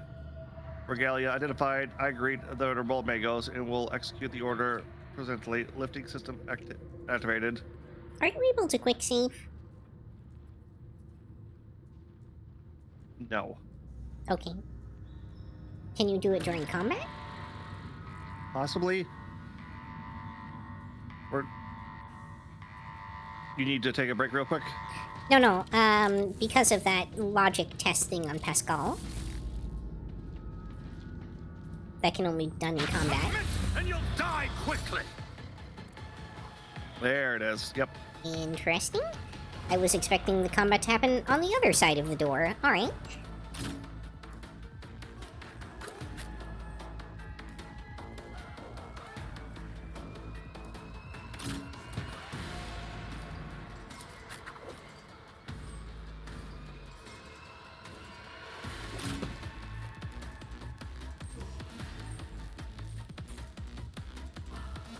Well, that probably makes the most sense.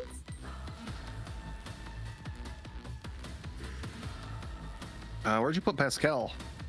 Way up ahead of everybody else for some reason. All right. That's the sniping one. Whatever. I'll throw this here.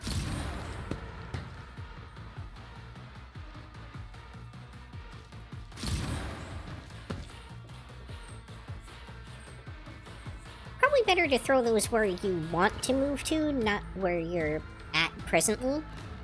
Because, like... Oh, normally I don't move. It's, and that was as far forward as I could put the forward one at that second, but... Gotcha. Yeah. All right, let's, actually, hold on here.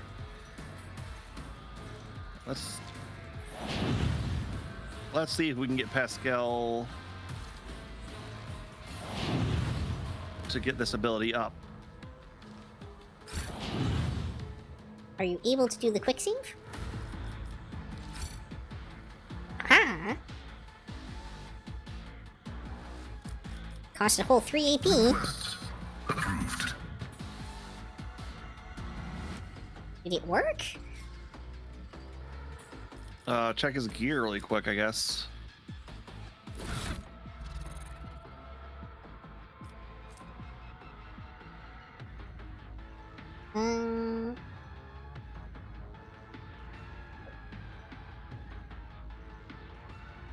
Is there a log? I always forget that. He still has it in his log. Paradox solved, effect applied. Okay, I guess it worked.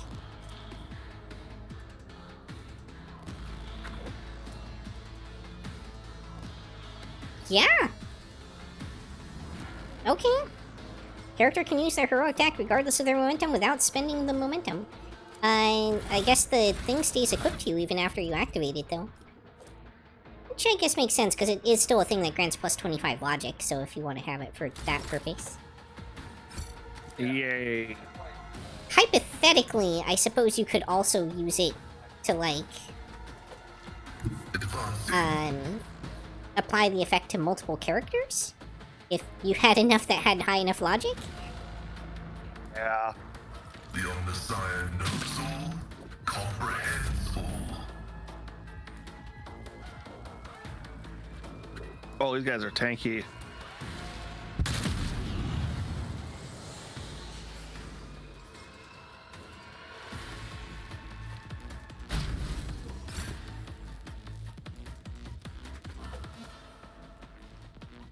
We're seeing a lot of, like, 250 plus, 100 plus. Immortal Skitari Alpha, okay. And arc rifle, Let's see so how they spread out, do respond not to clump this. up. Check the plasma. Sorry, off real quick. Alright. Suits my purposes.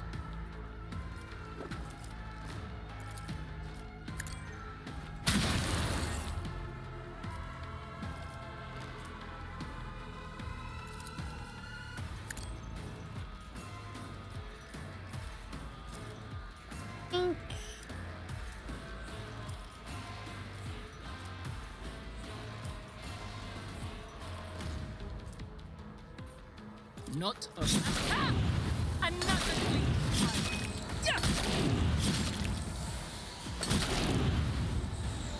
Yep, those new blades sure are doing some goddamn work, aren't they?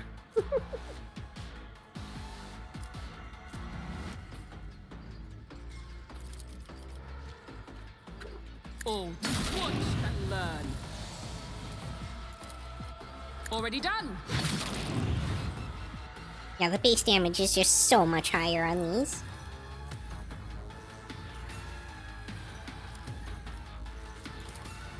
Suits my purpose. Ah, another clean Almost. strike. Look at you, macabre.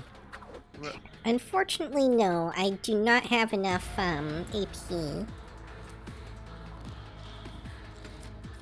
Anything? I mean, I could death from above, but I don't want to kill them that way. It's kind of a waste for me. Yep. High momentum. I mean, I guess it maybe would have gotten me an AP back? And then maybe pushed me into, having enough momentum, but...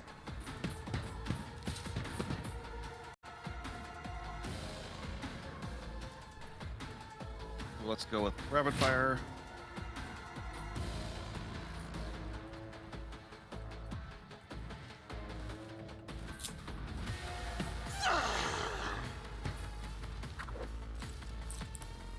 All right, let's go.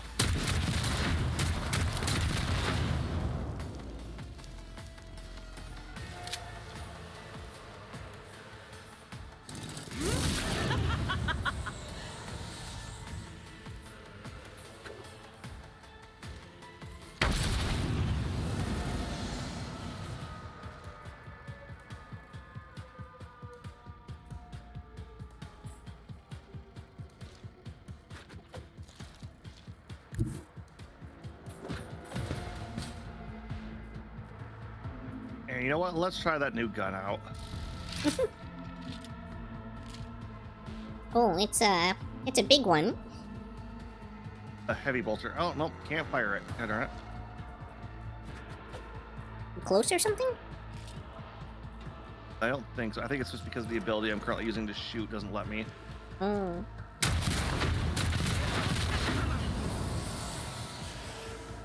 Seems pretty effective. Yep. How dare you move out of my threatened area?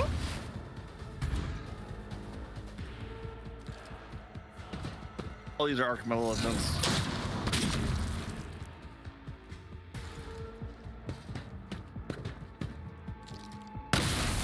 Endure.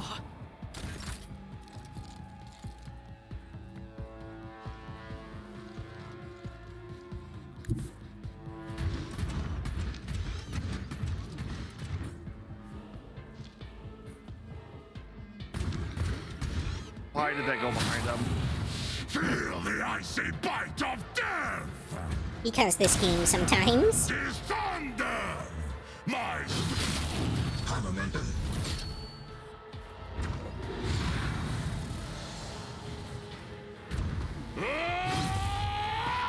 Oh, it dodged that. Okay.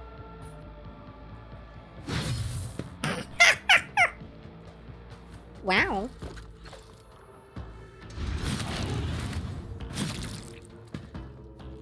Oh, and he doesn't fall down either. That's neat.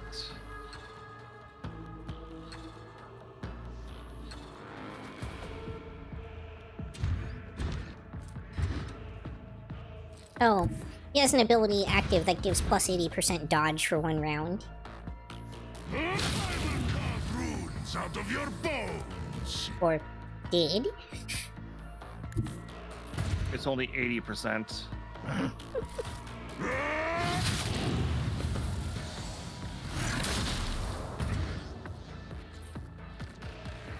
That's all you've got! Wow, a whole 1 damage. How are you missing him?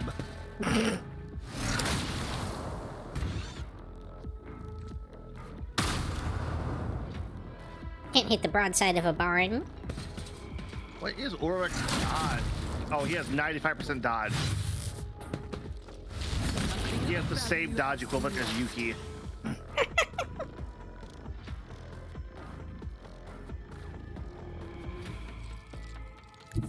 the tactical imperative dictates. Running binary override.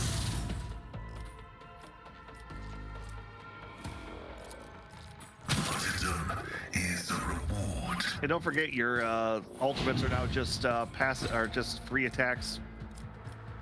I'm not sure if that applies when they have, like, when we actually have enough to activate them or not. I'm unclear on that, but I will try. It doesn't. It says it doesn't use momentum, and it can activate them even beforehand. So. Oh, interesting. Yeah, Alright. that's why it was so stupid. It's your ultimate can be used at any time, and now it doesn't cost points. So. I think something that has like a 50-50 shot at like maximum skill level, like literal maximum stat level. That's a pretty good item, but The scriptural prognosis is favorable. question is do you use dismantling attack or Analysis successful. Carnival of Misery?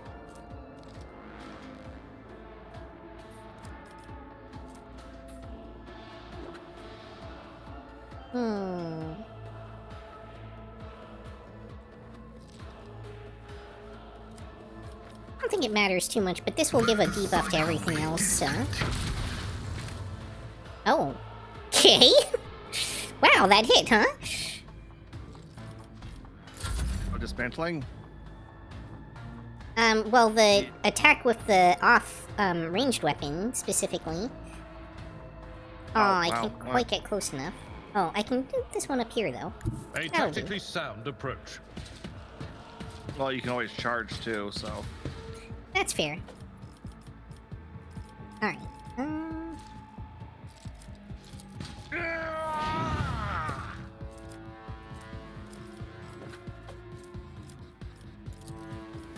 I will do my duty. An exemplary strike.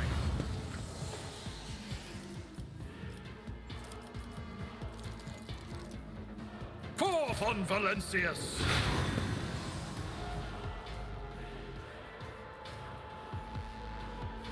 Can't quite make it over there, unfortunately. Alright. I mean, we win next round either way. Like they're not getting another turn. Yeah. I'd just like to see if I can solve the puzzle. At your beck and call. Understandable. You a target. Well, don't forget you can Follow move my and lead. charge too. So Yep. Well, killing that unit increased my movement range. It will be done. So now I was in range to do the charge. Indeed. Grey hair, sure hair. My Reduce to death.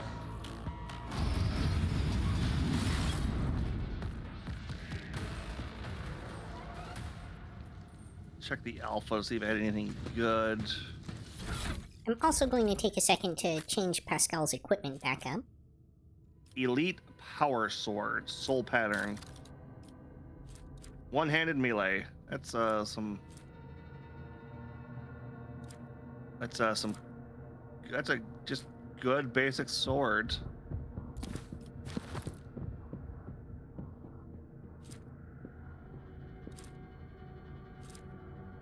I don't know if you Another want to try thing. that on Yuki or Abelard. I will take a look in a moment.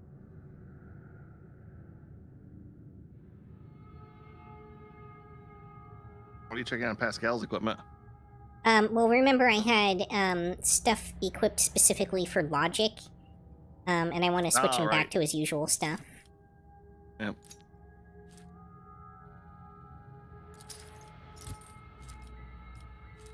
Especially his necklace, because that's the one that was giving us all that temporary HP. Oh yes, yes. Please switch that back. Let's see, and what was the last one? I remember it was like a... I think it might have been this one. Tech use. I don't think that was what I had. Your target. Maybe it was.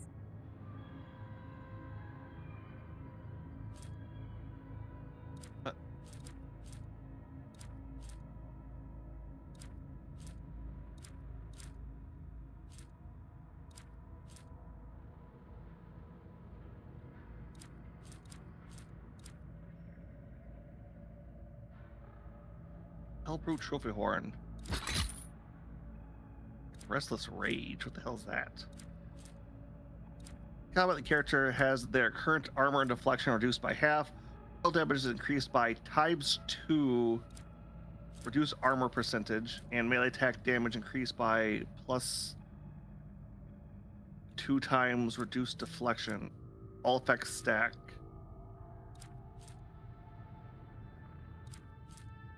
Oh, so take half armor and reflection, but damage is increased. So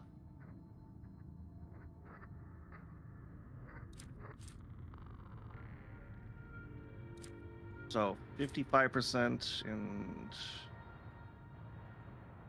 where's deflection at? It's parry. Dodge, dodge, deflection. Oh. Did you know we have an item in here that basically just says we don't die once per combat? Really? Yeah, Iron Cape. Wearer gains +10 agility and fellowship. Whenever the wearer's wounds should be decreased to 0 for the first time in combat, they are restored to 50% of their maximum wounds instead. Alright, feel free to throw that at one of your guys. I mean, Yuki only has 10% plus dodge for hers, so...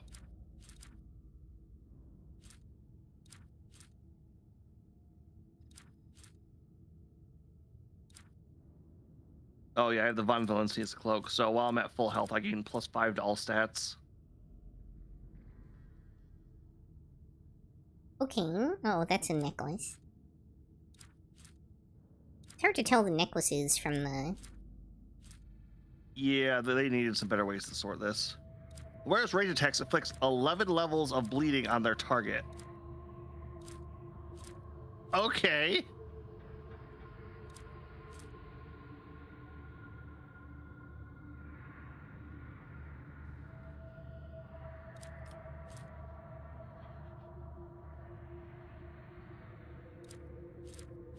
Oh, we're just gonna open up with that next round.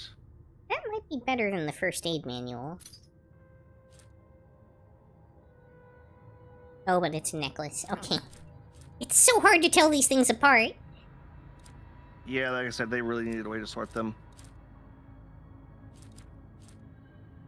I think I just had this...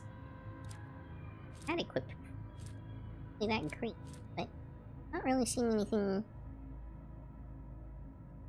Alexia. You know what? Portable deflector might be fine.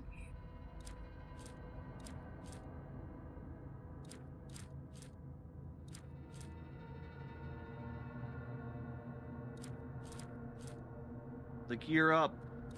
All right.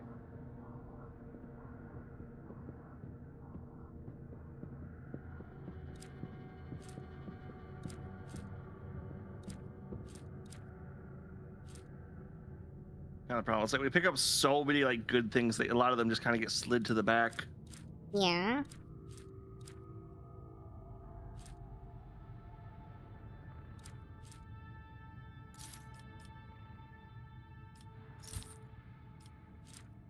Okay, always auto dodging.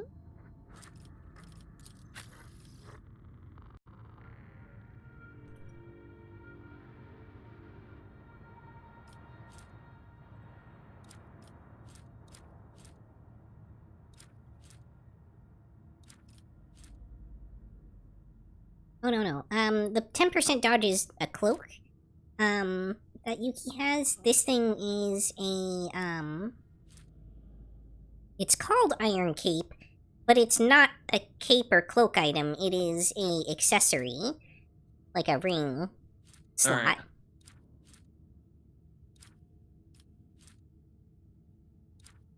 I mean, your Bloodringer ring is kind of just okay.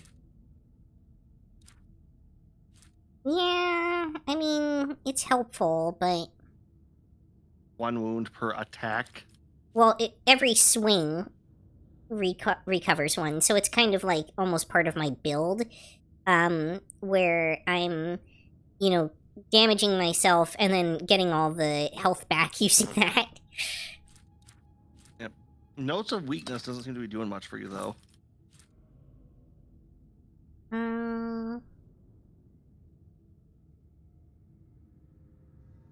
Well, it's because we're not in combat, so I have 0 lethality, so it doesn't look like anything at the moment. Alright, so not worth it for you then, overall?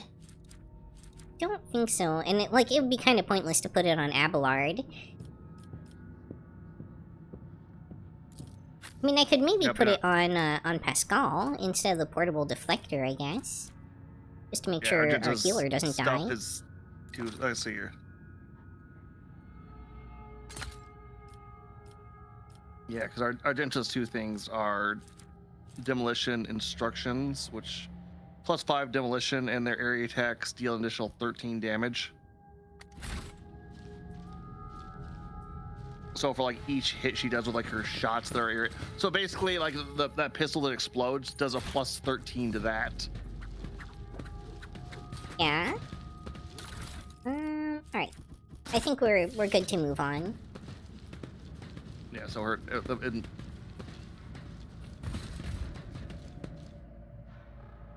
oh, it didn't auto loot there. Okay, that was irritating. Well, Hold on, they'll wait. probably do it when we go back to the ship later. I don't trust that. I'm not risky Fair because enough. I feel like that we're gonna solve this and this thing's gonna explode. Oh, you did mention something about a sword for Yuki, too. Yeah, there was a really good sword that dropped. It's a basic sword, so I wasn't sure if it was worth your time or not.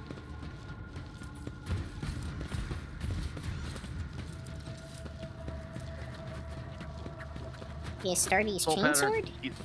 Soul Pattern Elite Power Sword. Let's see. Don't forget, when we pick up new stuff, you have to reorganize too. I did, yeah. But all I'm seeing is like a bunch of guns. Oh, we have like a and- stack of them. It's like 3rd row down, 2nd from the left. Oh, okay. Yeah, no, I would say the stuff I'm using is better. Yep. I'm gonna move that to always add to cargo and add to cargo. I feel like we have that many of them and we don't care. It's like we're not gonna care at all. Yeah. Not unless we get, like, an upgraded special one.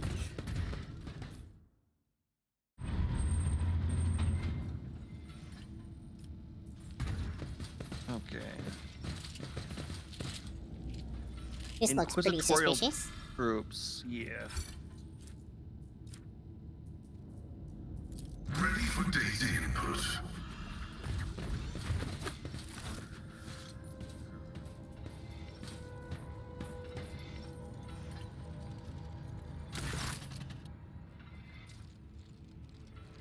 Behind a brass mask, rather than being in one piece, it's assembled the fragments of many augments. You have met this man before. He is called Brash Whisper, a member of the Lord Inquisitor Calcazar's retinue. There you are, Tech Brother. Remember the voice is raspy and punctuated. They turn toward Pascal. The salvatory procedures will be performed and the identification codes verified after the priority request has been executed. Tell me where the blessed armament is. Pascal clings like steel. So comes from behind the mask. You still don't understand. Or from him. Does that have anything to do with this? Marginally. He used to play a major part in this story. Not anymore. This meeting is held upon my initiative. Serve as the Inquisitive soldiers and warriors of the Omnissiah standing motionless. That said, I am still under the protection of Lord Inquisitor and the Conscious Fleet. Keep that in mind. Uncle spoke of a ghost on the face. That you? Response affirmative. In order to move the Nectar out of the possession of the damned, we had to disturb the pitiful locals. What's going on? We intended to discontinue the cycle. Is that not obvious? Sarcasm in Brestra's correct voice. Speak, or I will rip your memories out along with the Ferrum Sanctum implanted in your brain. Wow. With active drilling mechanism. What do you know of armament? And laughter from behind the brass mask is amplified by its echo. I know everything. All right, we want some answers. Looking how absurd. You lack the very concept of what you are looking for, layman. You expect to find a man in armament. Never was one. He was never one person.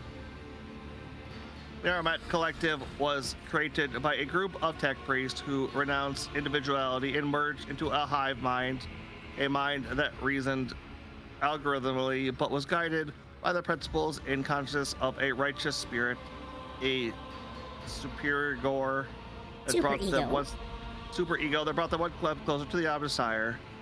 You are looking for Archmagos Aramat, you say. Inside the brother's mask, and his voice becomes louder and harsher as if in liquid metal. He has been by your side all this time. This statement is false. The hypothesis is without merit. Interrupts him with the face. As the cycle coils in multitudinous loops, its intersections with itself, and locks us in a cage of dead avows. As if struck by little force itself, Mechanidroids rise like steel wings behind his shoulders. The voice of his Vox speaker takes an otherworldly profound in power, and therefore the cycle must be discontinued. Pascal's part of that hive mind. He was its original creator. That's cool. The Aramat Collective was designed to be a philosopher and a researcher. The concepts he produced were so powerful they almost destroyed the Conscious Fleet, but then he faced an unsolvable dilemma, and that was when the Aramat came apart. The 6 continuate servants of the Omnissiah hid their own memories from themselves, applied false personas, and were sent off to various parts of the cosmic expanse. They went into hiding. Each had to live in solitude for many decades, doing individual observations before eventually bringing that experience back to a united Aramat, who would then tackle the dilemma once more. That was to be the restoration. Okay, so the reason that other guy had Pascal's identifiers wasn't Yeah. because he stole them, but because Pascal stole them. Well, no.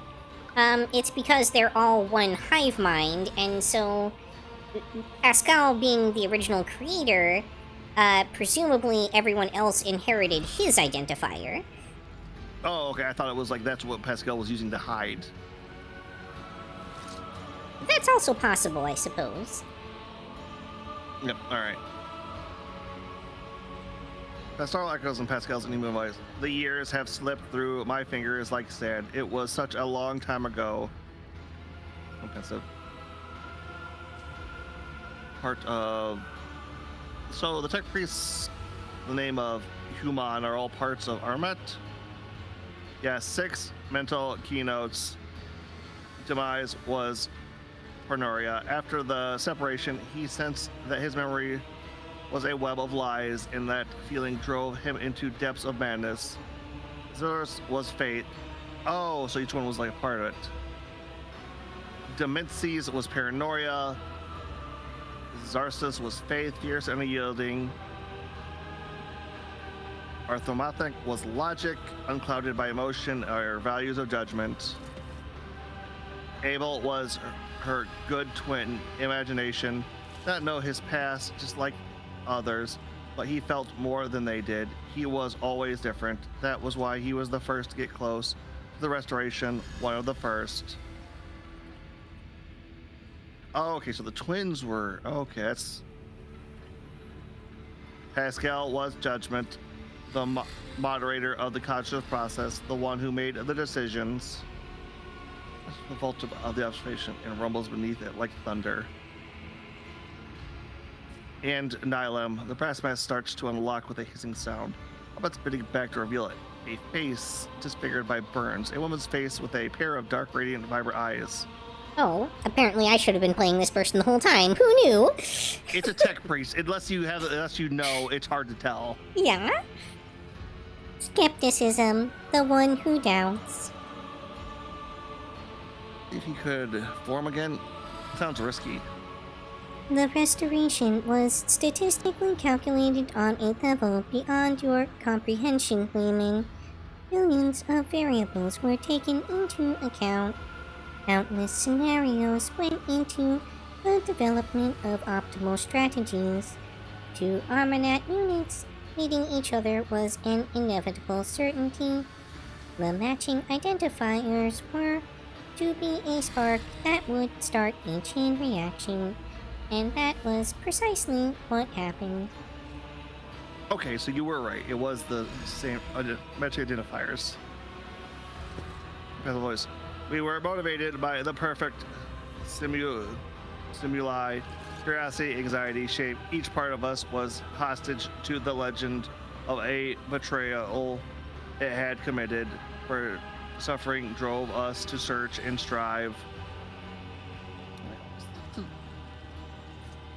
Its name was Eschatos, the secret to the right of putting a machine spirit to death.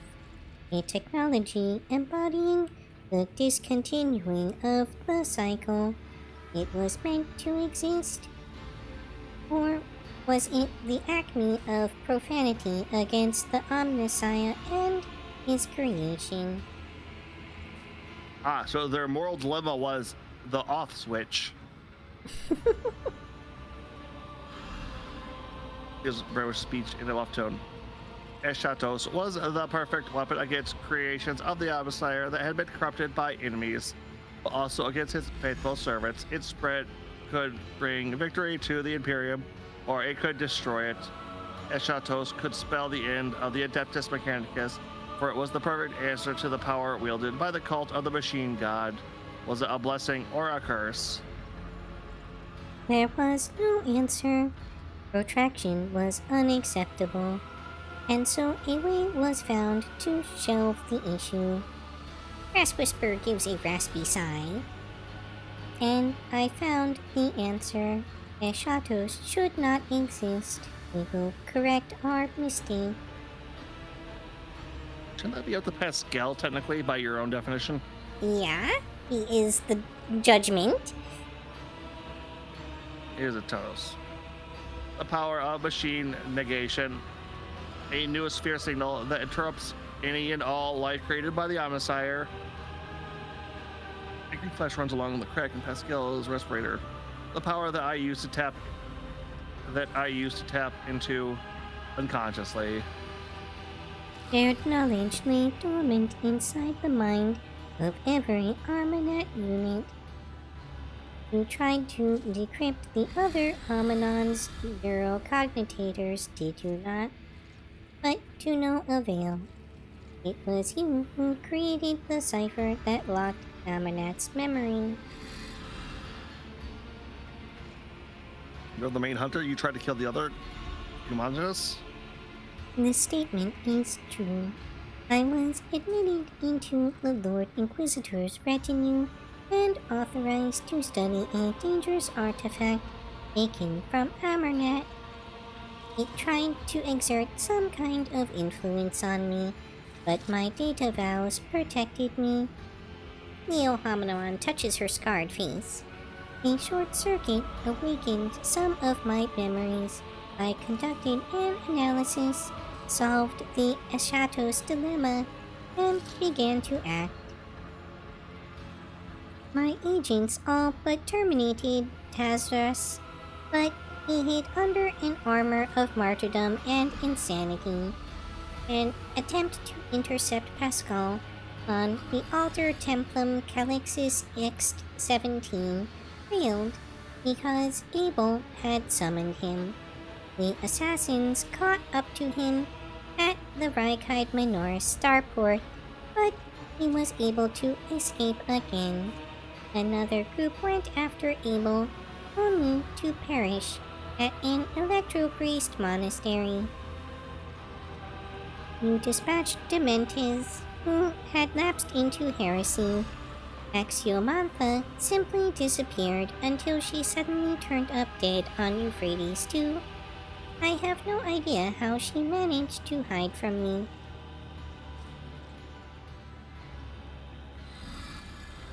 The idiot Calcazar was harboring us the whole time. She was working for him. I am registering a lie. The Lord Inquisitor shared my conviction that Armanat's legacy had to be destroyed. He was summoned to the Cronus Expanse by loyal members of the Cognizance Fleet in order to depose Armanat. It was his troops that attacked the Hermetico in an attempt to obliterate our schismatic creation. So that was how you got on board the ship into the observation Nihilum. Our treacherous tech comrades gave Calcazar the access codes to the bridge, and he gave them to you. With a acute conviction of Robert's passive voice as he makes these quiet statements of fact, not asking questions, he is passing judgment. You were deceptive, sister. Calcazar appeared at our work. He did our research, no longer bound by the Omnisire's canon, and you enabled him by destroying those who could return and reclaim his bloodied prize. Lies. Something you have not heard before creeps into Niall's tone. A note of fear.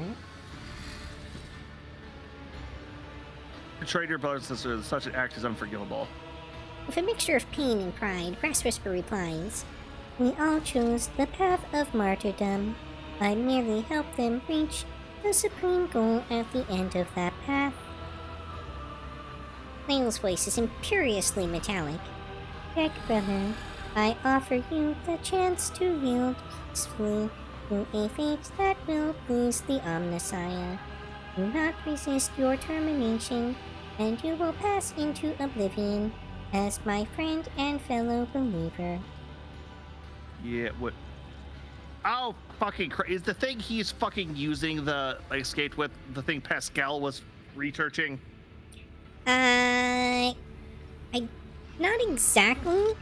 I think what he got away with though, like, Pascal's knowledge would probably have the ability to shut it down, which is why it would be considered a threat.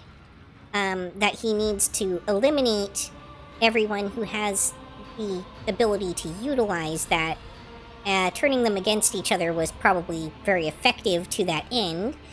And then he also took the research, continued it, and is now gaining the ability to shut down other stuff, which kind of implies that might be another tool in his belt for a coup against the Emperor? Question mark?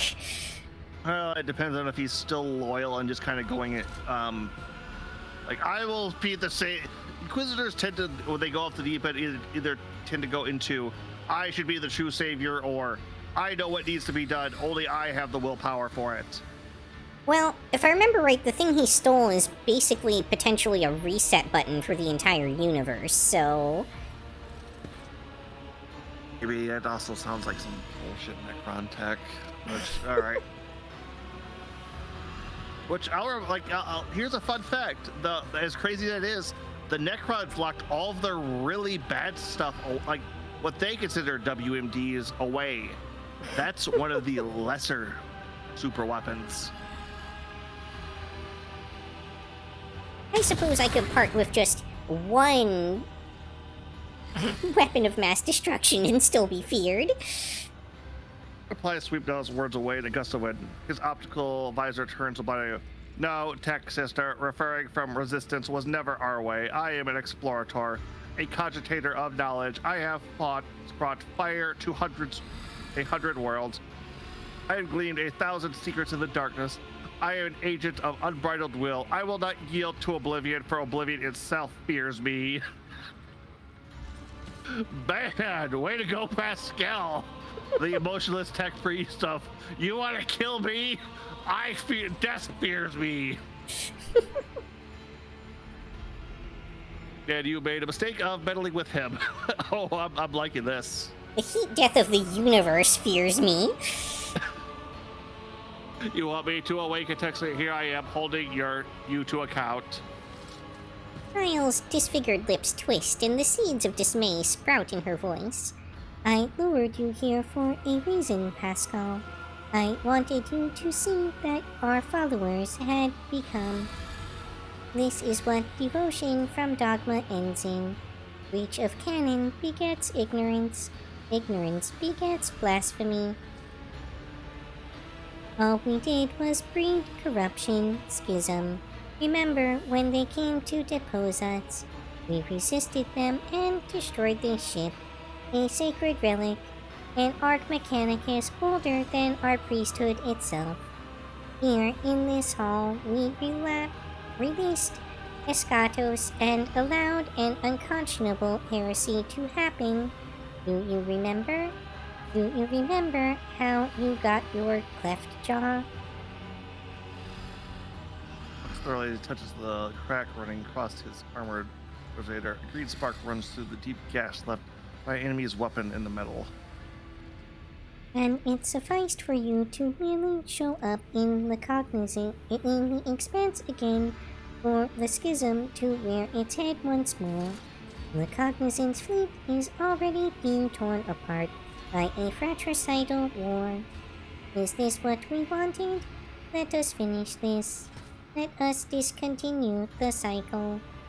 Now the words of the one who once called herself Brass Whisper sound more like a plea. The voice that answers is no human voice. It's the sound of a giant void chip or forge world. You can speak. You violated procedure, Schism.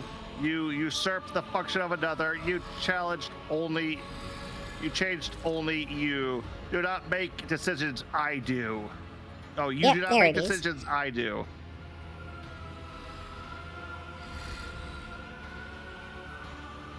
You are the decision maker. I'm gonna straight towards dialogue and approaches.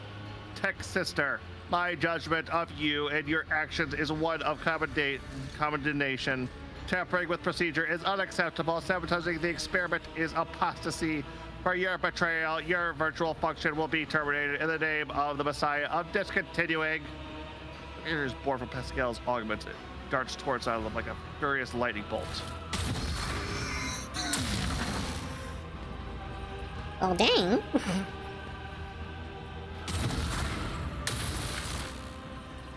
But she also has that power, though.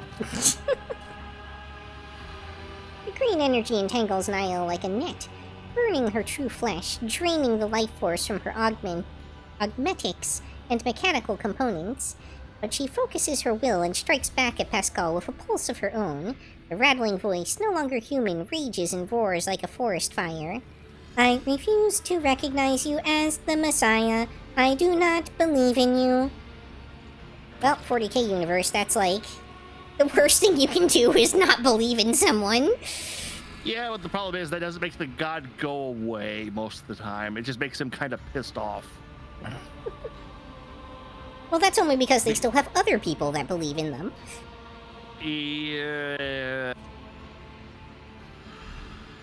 That's for the Emperor. That's actually what makes the Chaos Gods so fucking irritating. They're fundamental forces, so as long as the universe exists, they exist.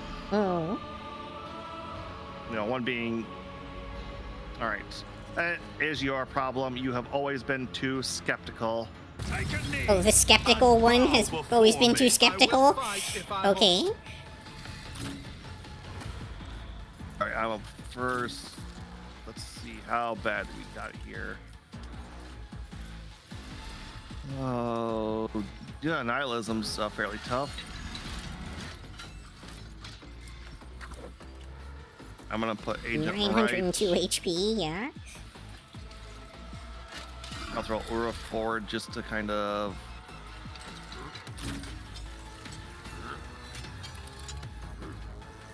munch up her, and I'll throw Argenta up on the right. Kind of start mulching.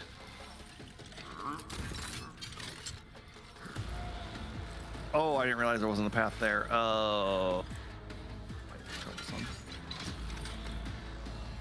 Huh. That servitor is... okay, there's a couple of troops that are surprisingly weak in all this. Yep, alright, here, let me give you that for you.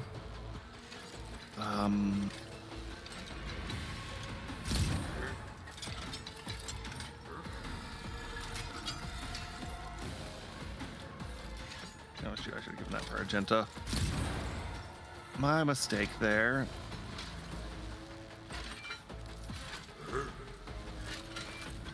Well, actually, hold on, can I...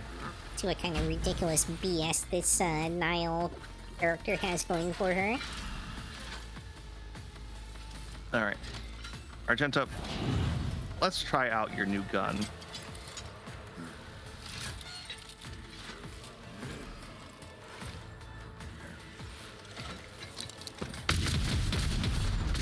Oh, she has an upgraded version of Pascal's ability. It affects everyone instead of just a target area.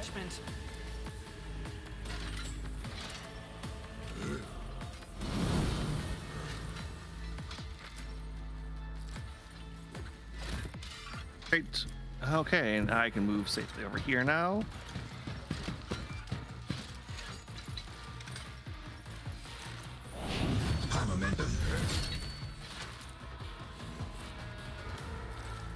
You know what? Argenta, let's give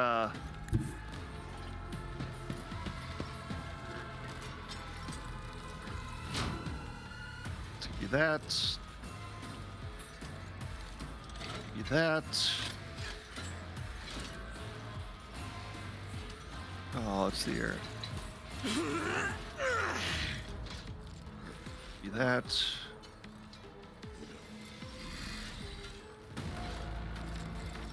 That. And let's see if this melts some people.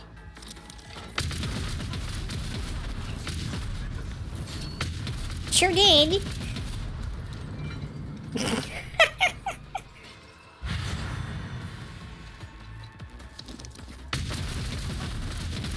Wow, just annihilated that cover too.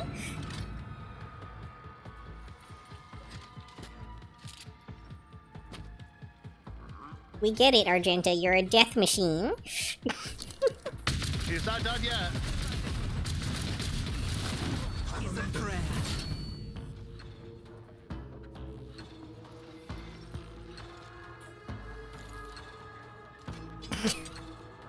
sure isn't.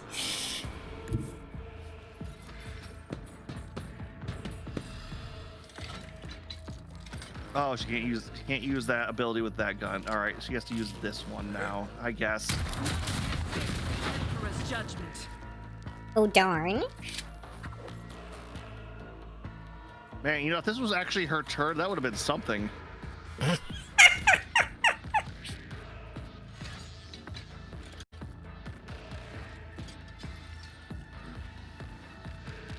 By killing you guys you're going after, so let's hit the guy. To hide!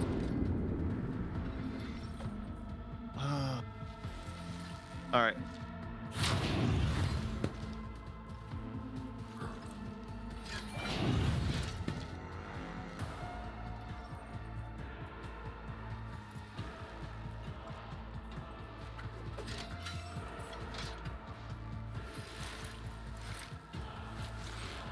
And oh wait, I can move.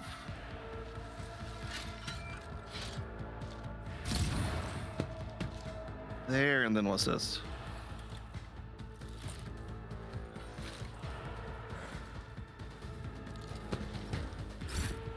All right, Yuki, your go.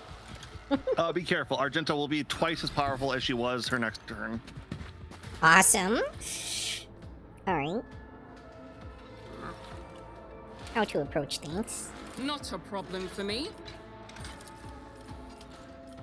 All too easy. Okay.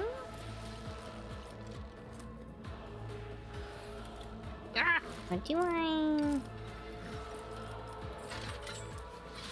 Trying to see what the... I think I just...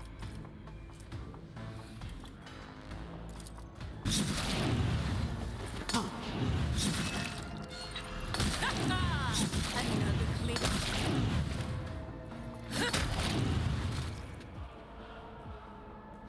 Alright.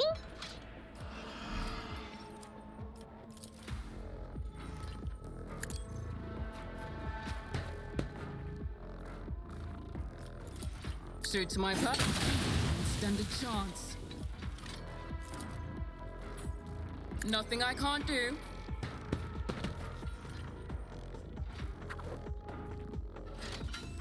Okay, gotta make sure I spend my stuff carefully here.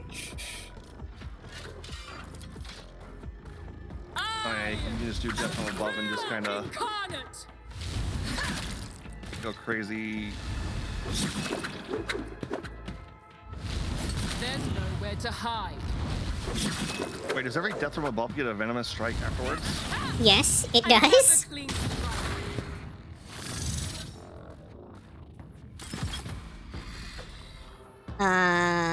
What the hell is she doing?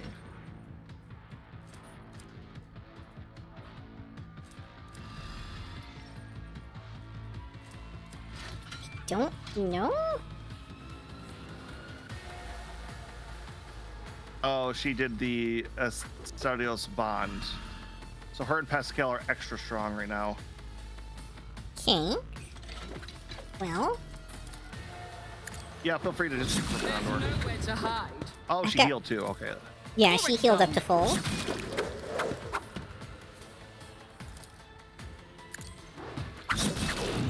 Don't forget to venomous strike too.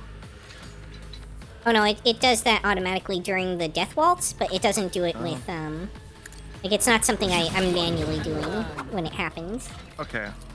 Nothing I can't do. All too easy. There's nowhere to hide.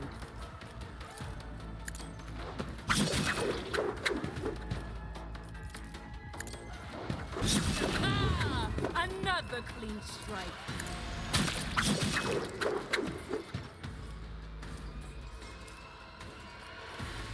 Then acrobatic artistry.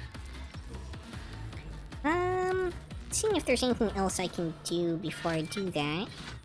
I guess I could have used poise to strike earlier.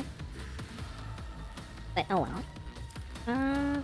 At the same point, you're gonna hit that button and she's gonna die unless she triggers some. I know, right? other- Unless she resurrects a second time. Why did I take all that damage?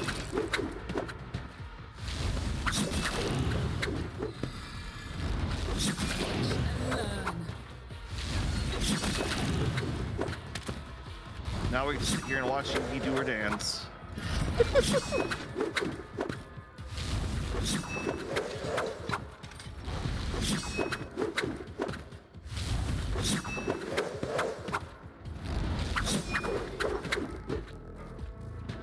It was a stunning performance. Oh, that's right. I didn't get a... Okay. Interesting.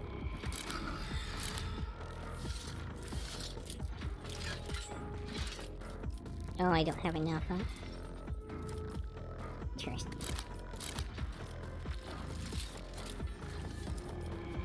Okay, we'll call that a turn.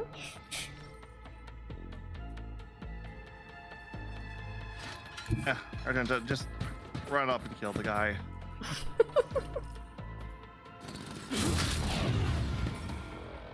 And like in this epic final showdown for Pascal, he didn't even get a turn. We made it through 3 character turns.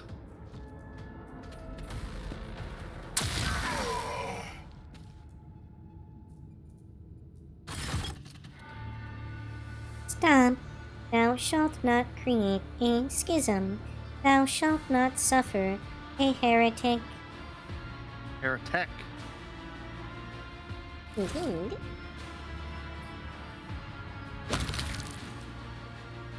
Like the hand of a deity, the Mega Drake extends over now, this line convulsing on the deck.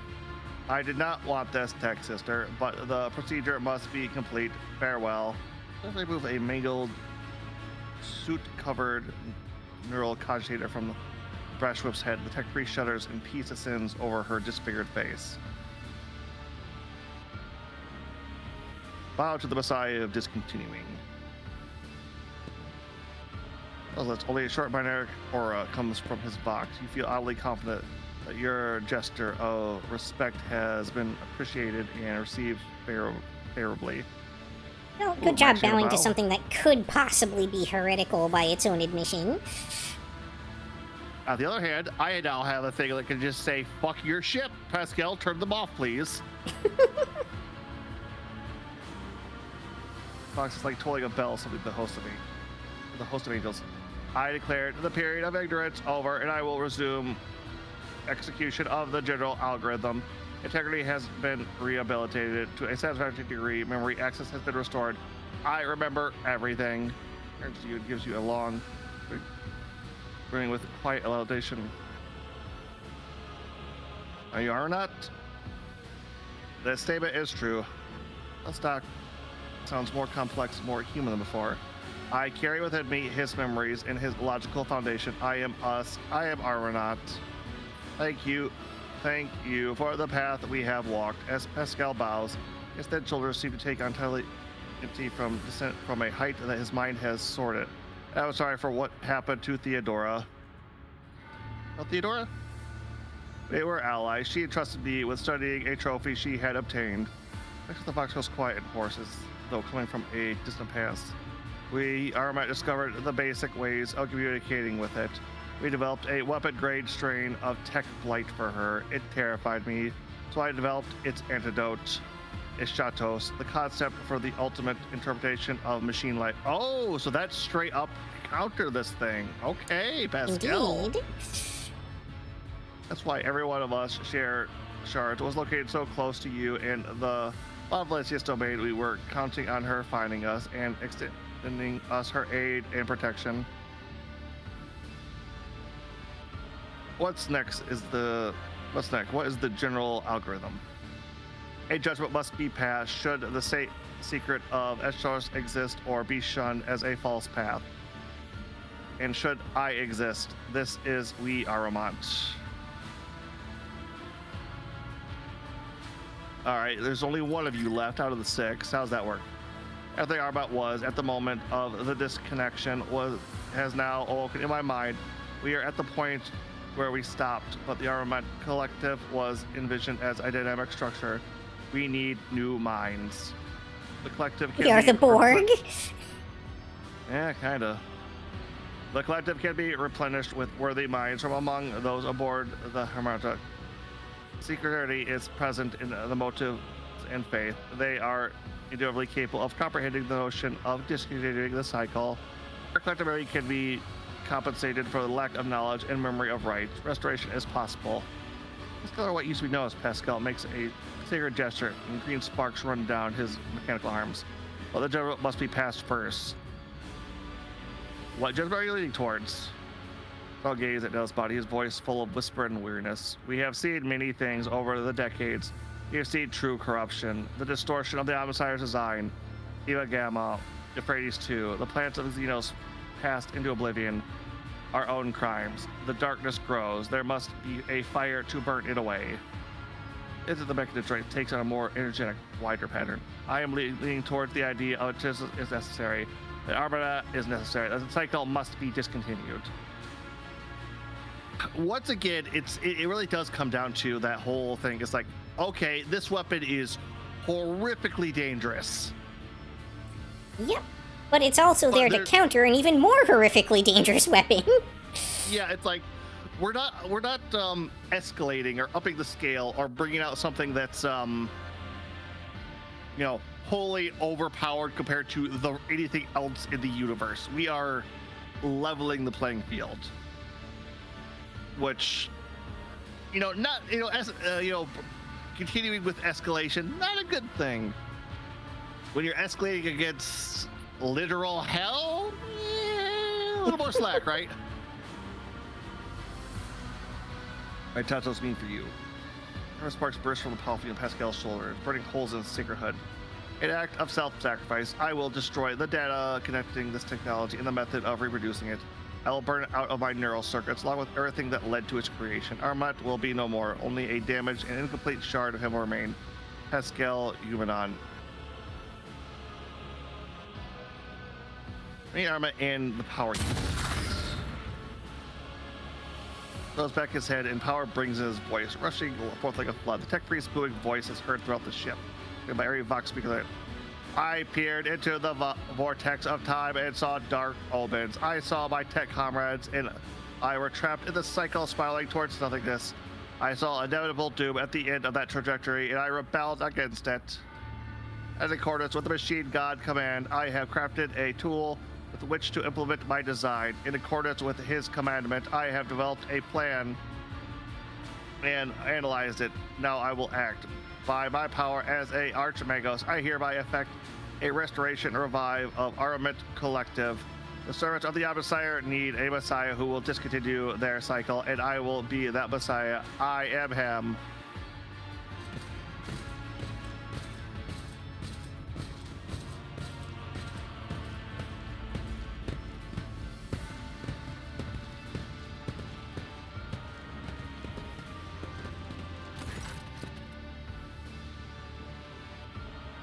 Tribesfolk, the ignorant first belongs to the outsiders, slip into the observer's hall like a silent shower. Light of it should have gasps of their sanctifex of the moment. They automatically gather in a circle. A Pascal summons, or perhaps at this point someone else's. It goes with another voice in Pascal's touch. A demon's anxiety of trickle zeal. The omnithics of Pensive. They all fuse into a new voice, full of wisdom and confidence, of his protective to lead. The voice of Archimagos Armanat, and his voice takes hold of the lips of your companion, new brothers and sisters. The ancient tech priest turns his gaze towards you and says, in his voice, let the cycle be discontinued.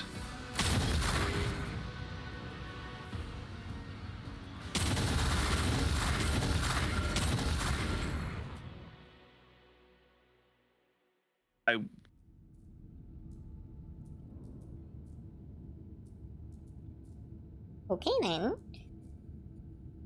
I thought these guys didn't actually have augments, so interesting that they can become part of the collective. Yep. Enchanted Death Tether Mask.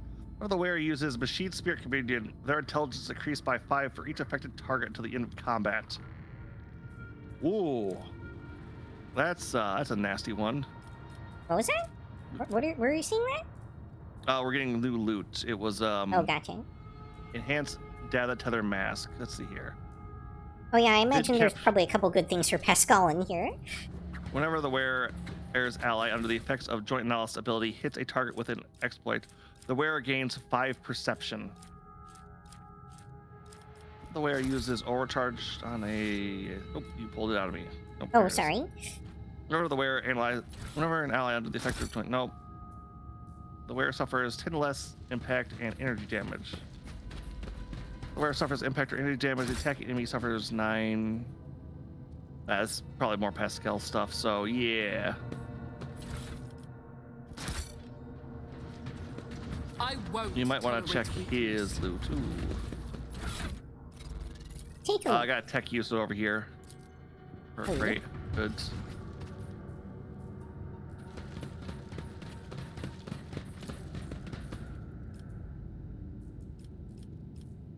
Hmm.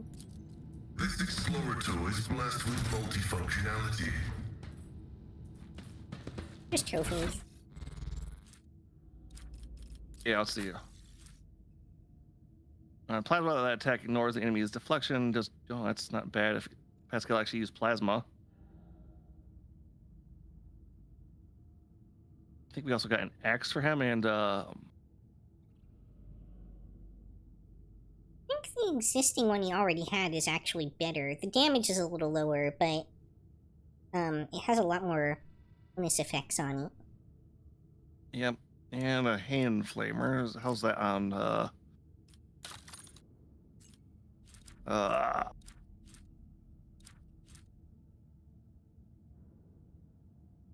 the damage is higher, but the other abilities, not pistol, make it better. Not that Argenta's going to be using that probably too much anymore.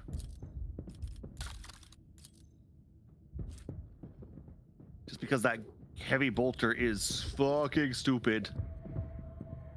Do you want to go through Pascal's gear real quick, or? Yeah, I'm taking a look at it right now.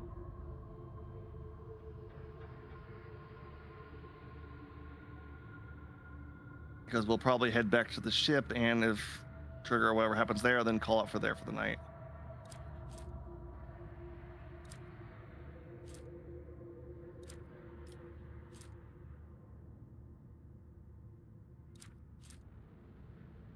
Yeah, I don't think I'm gonna end up using any of the stuff we just picked up on it.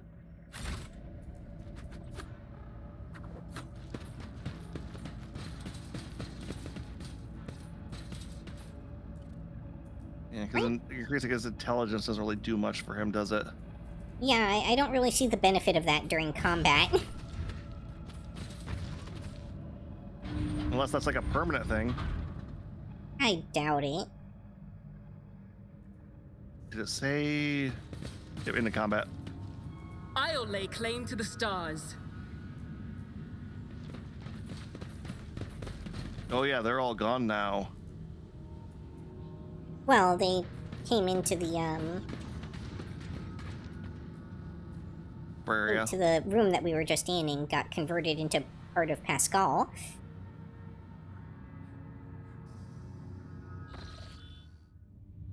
Your Lordship, we are observing a large squadron of Adeptus Mechanicus forces. Many of the ships are badly damaged. Judging by the position of the servants of the Omnisire, they are divided into 2 groups. I dare say they were fighting not long ago. I'm picking up a signal from one of the ships. The Von Belisi's Dynasty vessel. You are being hailed by a representative of the Explorer Yukikaze's fleet. Quarry, in the statement that the Messiah considered fallen has come back true. The statement that the cycle will be discontinued, true. They wish to know if their fratricidal battle should continue. What do you think I should answer?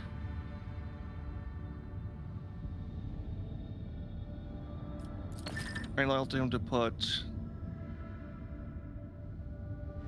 We are picking up an active warp exchange on encrypted frequencies between the Explorator ships. Incoming message. Conscious praise the new Messiah. The mistakes will be corrected. The unbelief will be replaced with faith. Let the cycle be discontinued. Alright, we're just gonna hop into one of these fleets. I mean, they changed Cool. their whole catchphrase. Alright, but with that... we'll be calling it here.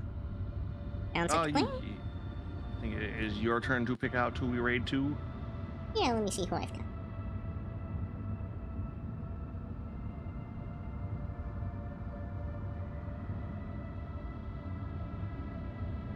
But everybody in my end, we should be back this Tuesday with more Suikoden 3. We're getting done with all of the chapter 1s and all of the main characters. And then... Oh, there's the stream elements. Nice. Yeah, I don't really have anyone to raid into at the moment. Got somebody we can raid from your side? Why don't we go with... you got still have Tig on your friends list or follow list? No. Hold on, let me see if because I've had trouble raiding into him before. I don't know why, but... Sometimes people disable raids. Well, the funny thing was, is like, you could, but I couldn't. Mm-hmm. Okay, yep. We raided him a couple of times. He is a good friend of the channel. I don't say good friend. He is friendly with the channel. There it is.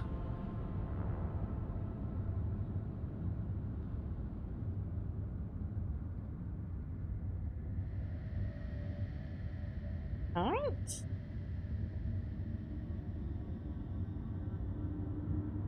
All right, Yuki, what will you be up to? Well, it looks like, Caro and them are going to be doing some stuff here. I might join them in a little bit. Otherwise, I'll probably be back tomorrow. Probably for some Uemusume and who knows what the heck else. All right, everybody, you have a good night. Good night, everybody. Matini.